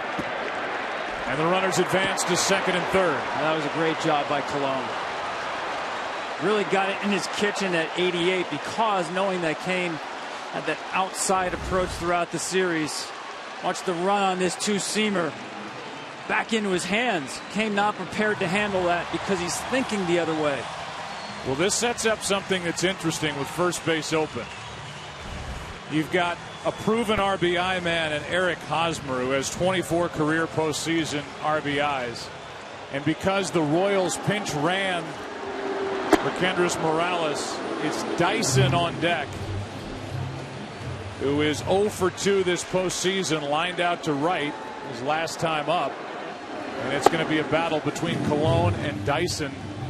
See if this game extends to the 13th, or if Kansas City can win it here in the 12th. That's a great point, Joe. When you have a choice between an RBI guy and a table setter, you pitch the table setter, especially when you have confidence in Colon with the bases loaded, with his uncanny control that he will throw strikes. well, plus you look at Dyson's had what, 2 at bats, you said? Yep. And that's a no-brainer. You got to go do that. So they've made 2 decisions, and now Terry will have another conversation. But they've made 2 moves tonight in this half inning, walking guys that were the right situation to set up their inning. Dyson predominantly on this roster to pinch run. He can absolutely fly. Not saying that he can't hit, but that's his role in the postseason as it was a year ago. This is a lineup that there are really no holes in it, so you're looking at a guy coming off the bench to add speed. And that speed puts tremendous pressure on the infielders. Any slight misplay by an infielder and the game's over. Good speed with the lead runner in Orlando. Bases loaded, 2 out. Jarrod Dyson. Ball 1.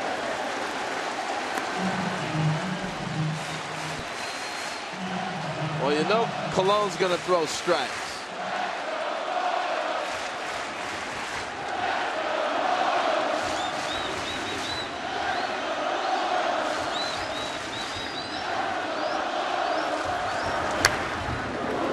Good swing by Dyson on a pitch that was up. 1 ball, 1 strike.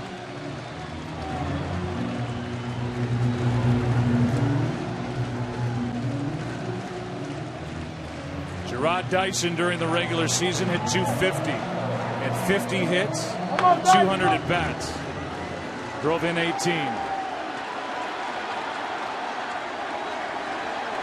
Biggest at bat in his life right here.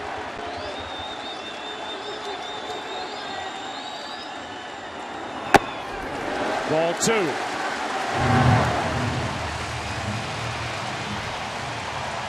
Mottola just chew and go. Walk in the park. Has not issued a bases loaded walk in 4 years. Bartolo Colon.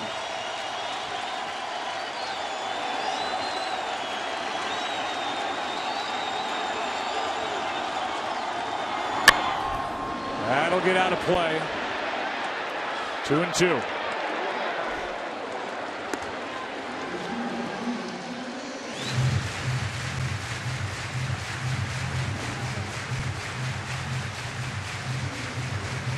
This is when the game of baseball is at its best. Game on the line, a guy on the mound with a ball in his hand and a guy at the plate with a bat in his hands. May the best man win.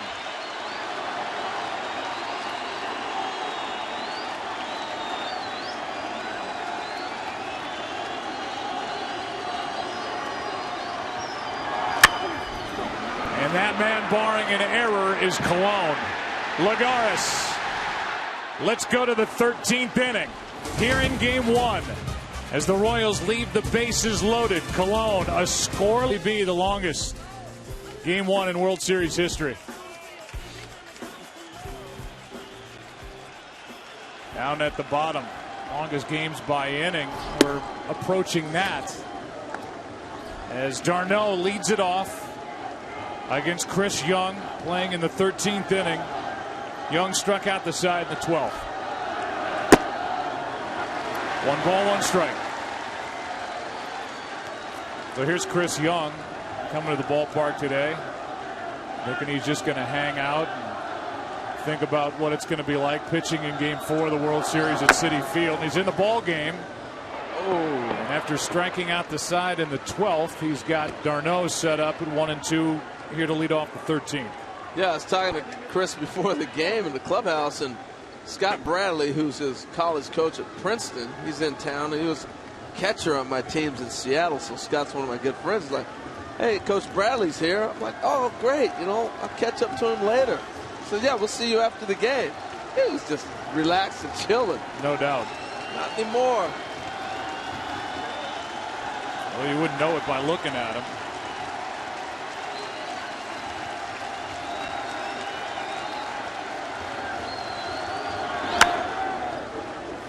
By the way, Chris finished that degree at Princeton after he got drafted, reported to the minor league, wrote his senior thesis, riding the buses in the minor leagues and with the Hickory Crawdads.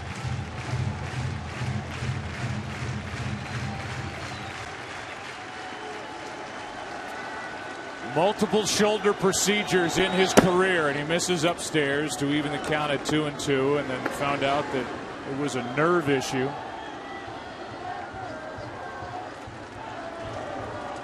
Had that taken care of, and he's been fine ever since. Here's a 2-2. Left side. Escobar. 1 down.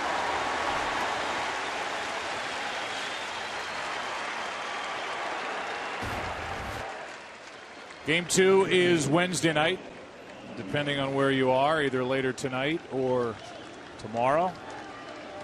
Game 3 after the travel day on Thursday is Friday in Queens.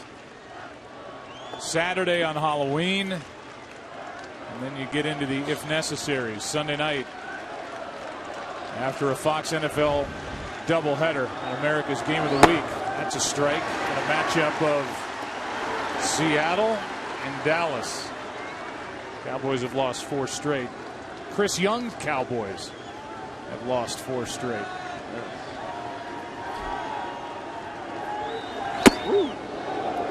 That's up and in, 1 ball, 1 strike. I'm told that it's a triple header. We're starting in London in the morning, and then the typical back-to-back on Sunday afternoon on Fox, and then baseball at night if there's a game 5. 1-1.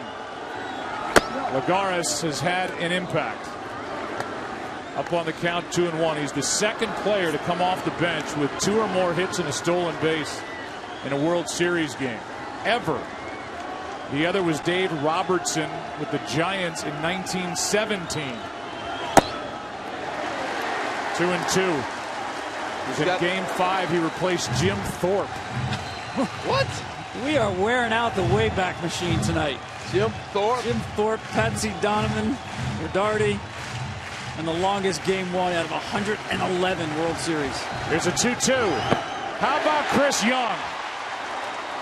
Faced 5, retired 5, 2 out. He did such a marvelous job right there. Starting with the fastball, away for a strike, then knocked him back in. He just had him in a little bit of a rocking chair and perfectly set up this changeup that just died. And this thing looks like it's a cutter, but it almost looks like a changeup and a split. He throws it at such a slow velocity that I'm thinking it's a changeup. Till you see the grip. The 2 out, nobody on. Flores hits it down the line, but pulls it foul. That'll get your attention. He's no stranger to the home run ball. Hit 16 during the regular season, and he's made a couple of good defensive plays in this game 1. That's why you have to keep the ball away.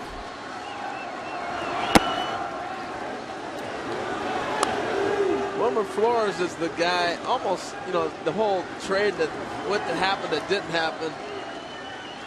He's really developed in a guy they're fortunate they kept. Strike 2. He thought he was on his way to the Brewers for Carlos Gomez. That trade fell apart. It was pending a physical. And the Mets ended up with Cespedes. And Flores stays put. He gets a good swing, 1-2. This kid's going to be a really good big league player. He's just starting to get into it. Go ahead, Joe. Here's that week that changed the season. Flores thinks he's gone. Had tears in his eyes. That trade was voided. And that game that they blew against San Diego. Padres trailed by 6 runs. Here he is on July 29th, thinking that his days with the Mets were over. That trade gets voided, and they end up with Cespedes. They ended up, I think, with the best guy, the most impactful guy they could have gotten. Yeah, it couldn't have worked out any better. Here's a 1-2 again. Popped up behind the plate. Out of play. What people didn't understand about Flores' reaction is he signs at 16 years old with the Mets. And that is all he knew. That's family. And he wasn't expecting to be traded, so that's why you got the reaction. It was also the way it all went down. Here's about it on the field. Another 1-2. Tom, he was in the deal with Zach Wheeler, who is a dynamic starter. And in the end, after that trade gets voided, they end up keeping not just Flores, but they don't have to give up Zach Wheeler. The best trades, sometimes the ones you don't make. 2-2 pitch. Full count. Cespedes, actually the 4th option when the Mets went shopping for a bat. Started on Jay Bruce, went to Justin Upton, then actually that completed deal or tentative deal for Gomez.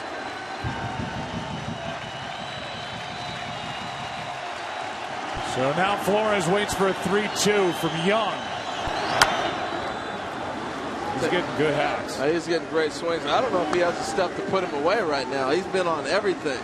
Probably not. Flores, along with Daniel Murphy, just crazy good hand-eye coordination. Very tough to get him to swing and miss. Neuenhuis on deck. 3-2 pitch. Upstairs for a 2-out walk and a good at bat by Wilmer Flores. Started off just missing a foul ball home run. Then he missed a double down the line. He just didn't have the stuff to put him away. Good at bat. Neuenhuis hit 4 home runs during the regular season. Hit 208. And he is batting for Kadire. He'll take over the DH spot.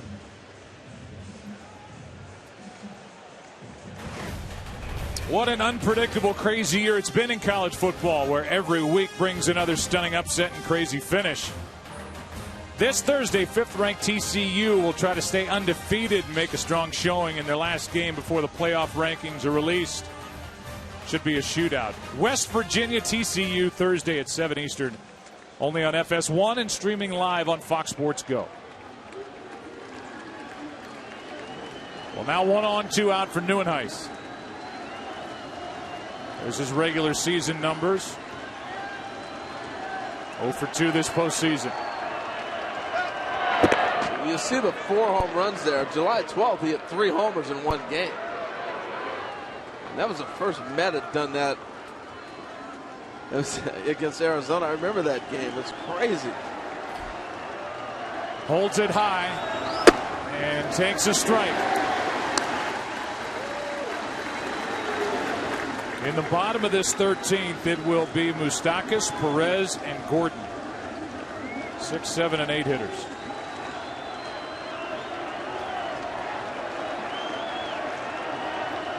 Here comes an 0-1. Strike 2.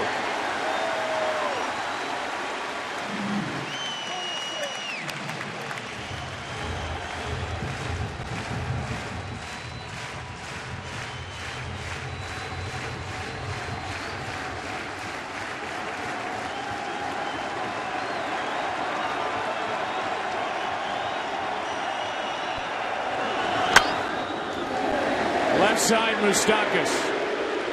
Chris Young with 2 scoreless in the books. Bottom of the 13th inning, rolls in. In case you're wondering, the Mets have Sean Gilmartin left in their bullpen, a lefty. Hansel Robles, a right-hander. And if the Mets wanted to go to their Game 4 starter, Steven Matz is scheduled to get it, the left-hander. I don't think he's available. You know, he pitched a simulated game yesterday, threw the ball hard, aired it out. This one is fouled left side, may stay in play, and it is just out of the reach of David Wright. Well, and if there's one guy going to the rail you worry about, it's him. That whole dugout should have been up there ready to catch him, as frail as his back has been. When I asked Terry Collins about using Matz in relief in these games 1 and 2, he said we can't do that to the kid. He's not trained to pitch out of the bullpen. He's had some injuries late in the season. We will not put him in that circumstance. So then they're down to 2. 1-1 pitch. In at the knees from Cologne, strike 2.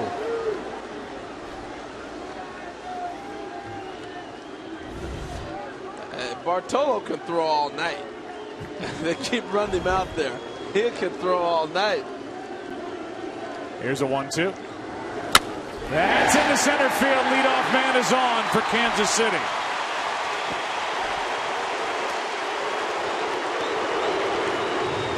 Second hit of the night for Moustakas. And his 4th in 5 career at-bats against Cologne. I was watching him take batting practice in the cage earlier today because they didn't have batting practice on the field. And he was working on just going back up the middle. That's the 2nd hit of the night where he's gone back up the middle. A lot of hits in the middle part of that field. RBI hit to center with 2 out in the 6th inning that at the time tied it at 3. Perez pops it up. Out into shallow center, and it's Flores. 1 on, 1 out. Talking about the 42-year-old Bartolo Colon. That's not him. That's him.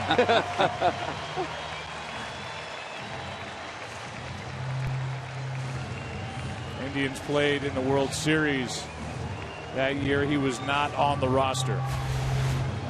Here's something that may surprise you. We talk all about these young starters for the Mets.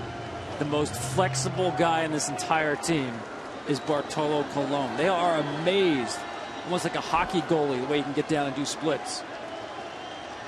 See, I thought for sure you were talking about he can start it, come out of the bullpen. You know, he can do anything. You mean like stretching flexibility? I'm telling you, he's much more athletic than that body would lead you to believe. And the fact that he can repeat his delivery at this age is a good clue to that. 1 on, 1 out. Alex Gordon could have a massive night with something big here in the 13th. That shot in that baseball card was from 1997. Colon with the Indians.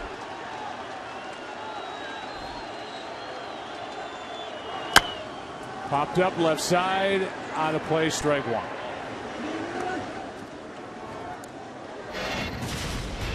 You talk about the athletic ability for a guy who's put on some pounds since '97. How about that little behind the back flip? That was too sweet, man. That's one of the plays of the year. Just like the way he kept going towards the dugout. There was never a doubt in his mind he had that.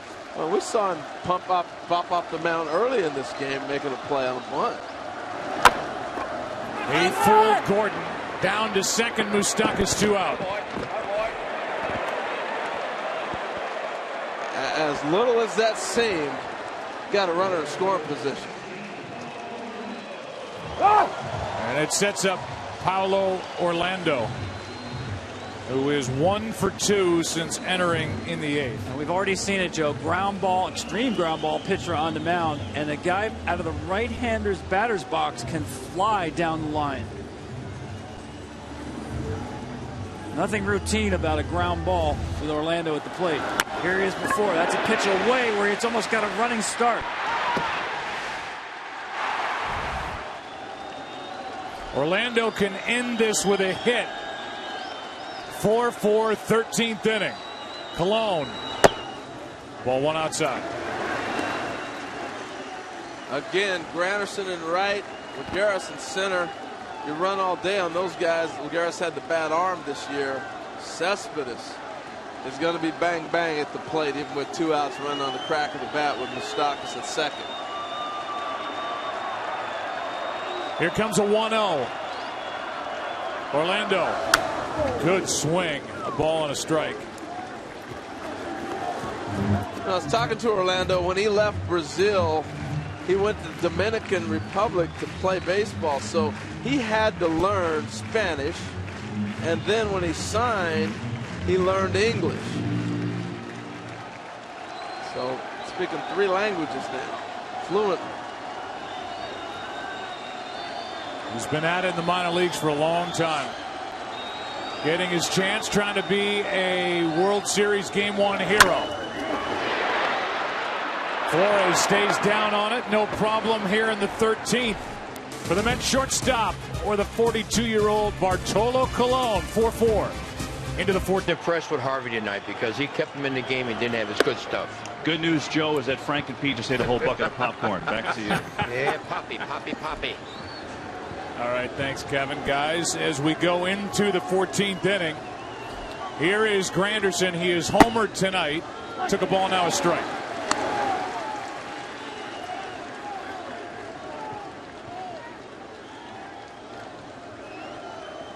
He's also walked twice. On base 3 times in Game 1. Staying down on it is Hosmer, 1 out. A little snow cone on that one, too. Alex, you still with us out there? I am. You know, it's funny. I was going to ask you if we got this opportunity, how the game has changed since you came up. I mean, it seems like it hasn't been that long, but I guess it has.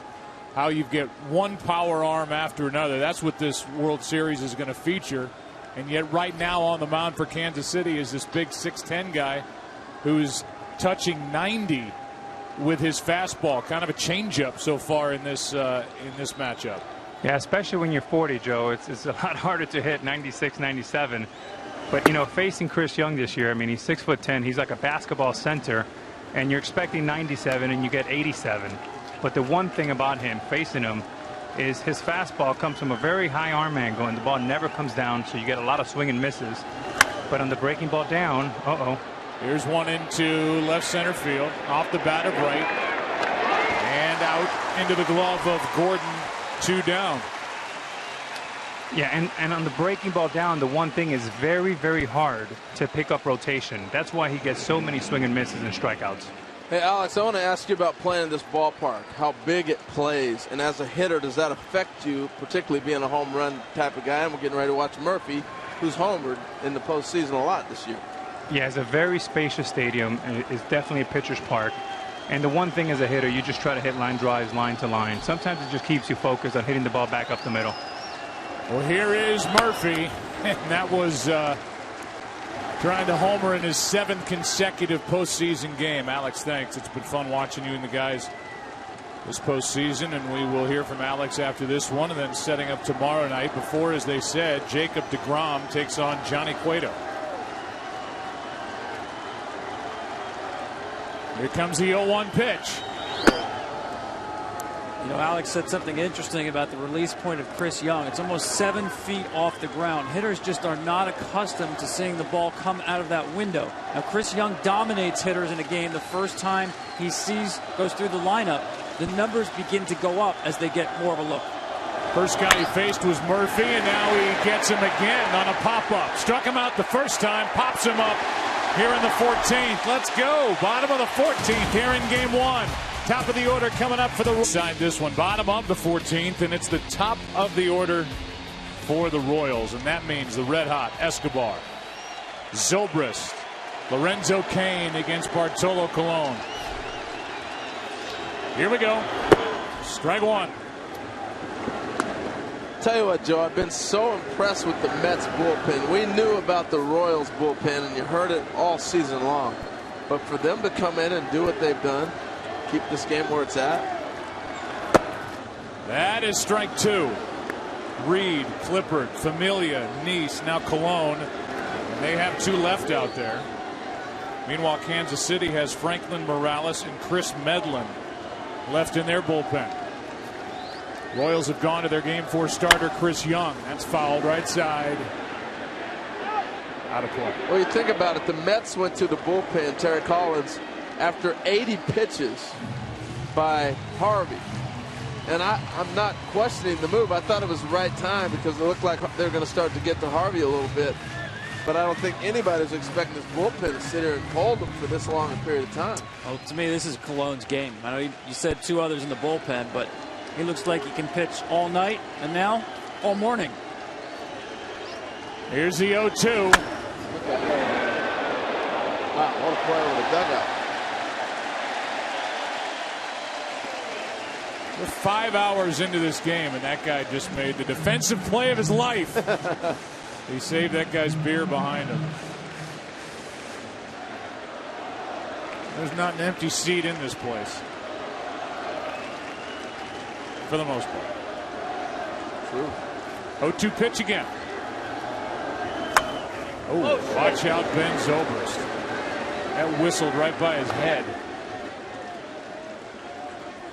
Tell you what, that's what good hitters do, though. You spoil a tough pitch to try to get yourself in a position where you might get something else.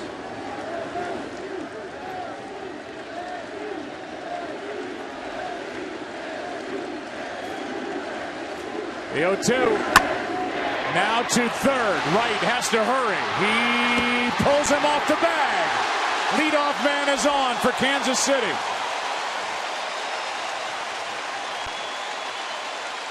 And an error opens the bottom of the 14th. Talked about how David Wright has to throw the ball. He has to come down, try to drop down and get rid of it, and that ball's going to sail on him, and that's what pulls Duda off the bag.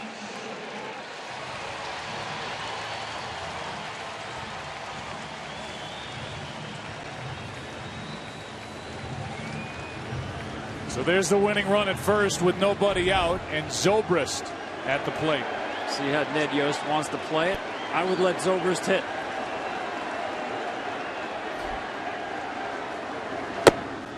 Ball one. And the reason is he's a top hand hitter, can very easily pull that ball against Colon through that hole on the right side. And that's what you're doing as a left-handed hitter. You're looking to try to pull that ball between first and second, particularly with the first baseman holding the runner.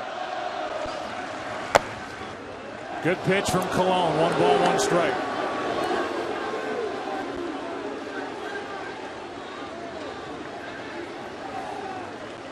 Would they dare hit and run? Well, you certainly can, because Colon is around the plate and does not get a lot of swings and misses. That adds up to not a high risk.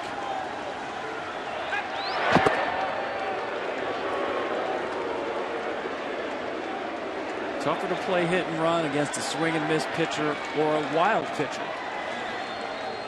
Colon, when he was a young big league pitcher, was known for maintaining high 90s velocity deep into games. Different pitcher these days as he misses outside. 2-1. You know what? I think that was almost a purpose pitch by Colon, anticipating the hit and run. You saw him throw over. This ball, he doesn't miss by this much. That was by design, thinking that he may be swinging.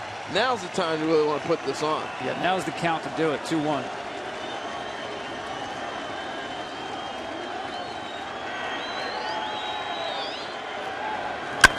That's a base hit into right. Escobar will head to third.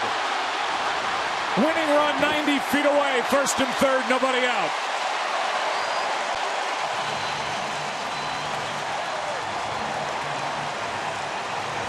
Well, that's why Zobrist is so dangerous. After you came off the hit and run, he's looking to hook a ball right through that 4-hole, and it's an instant first and third situation. Now that's Ned Yost knowing his personnel. The swing of Zobrist is designed to get on top of that ball and to pull it when Colon is trying to do everything he can not to use that hole on the right side. Slipped on the top of that slick bag at third. And now Colon is in a jam. First and third, nobody out. And they're going to walk Kane. Load him up.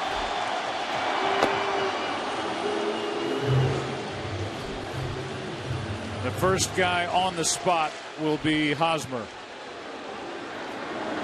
This is the third intentional pass handed out by Colon as he pitches in his third inning. What a night for Hosmer, huh? Had the big air. Now he's got a chance to be the big hero.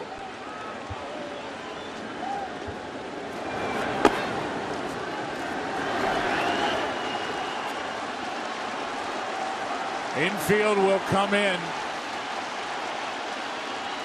They have to come home. Yeah, and the only question will be, will you go to another infielder and go with 2 outfielders? Not yet, but you do have to bring the outfield in as well. You have to get to a depth where you think you can throw the runner out.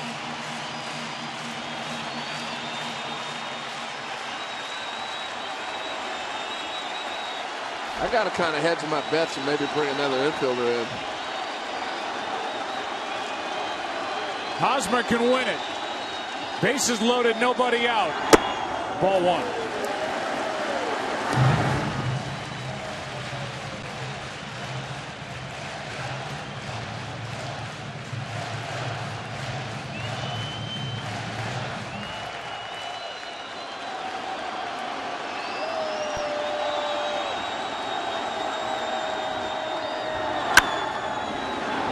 Down the left side, trying to get out of play, and it will.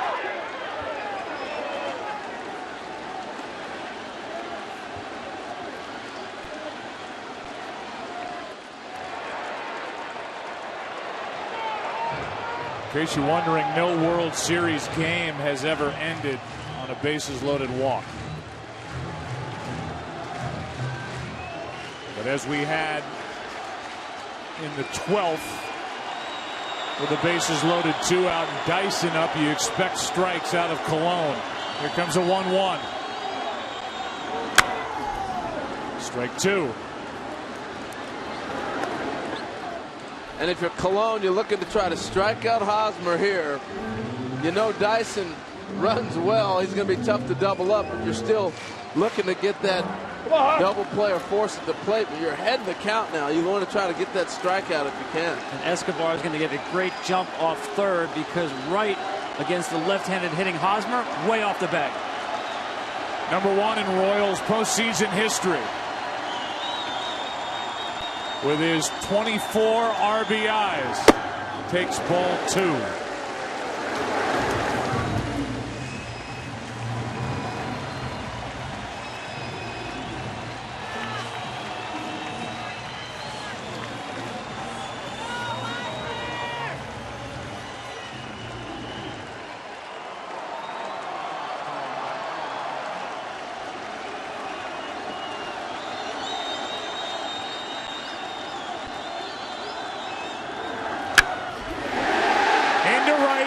Granderson back. Escobar tags. Here comes Escobar. The Royals win game one. Hosmer drives home. The winner in the 14th.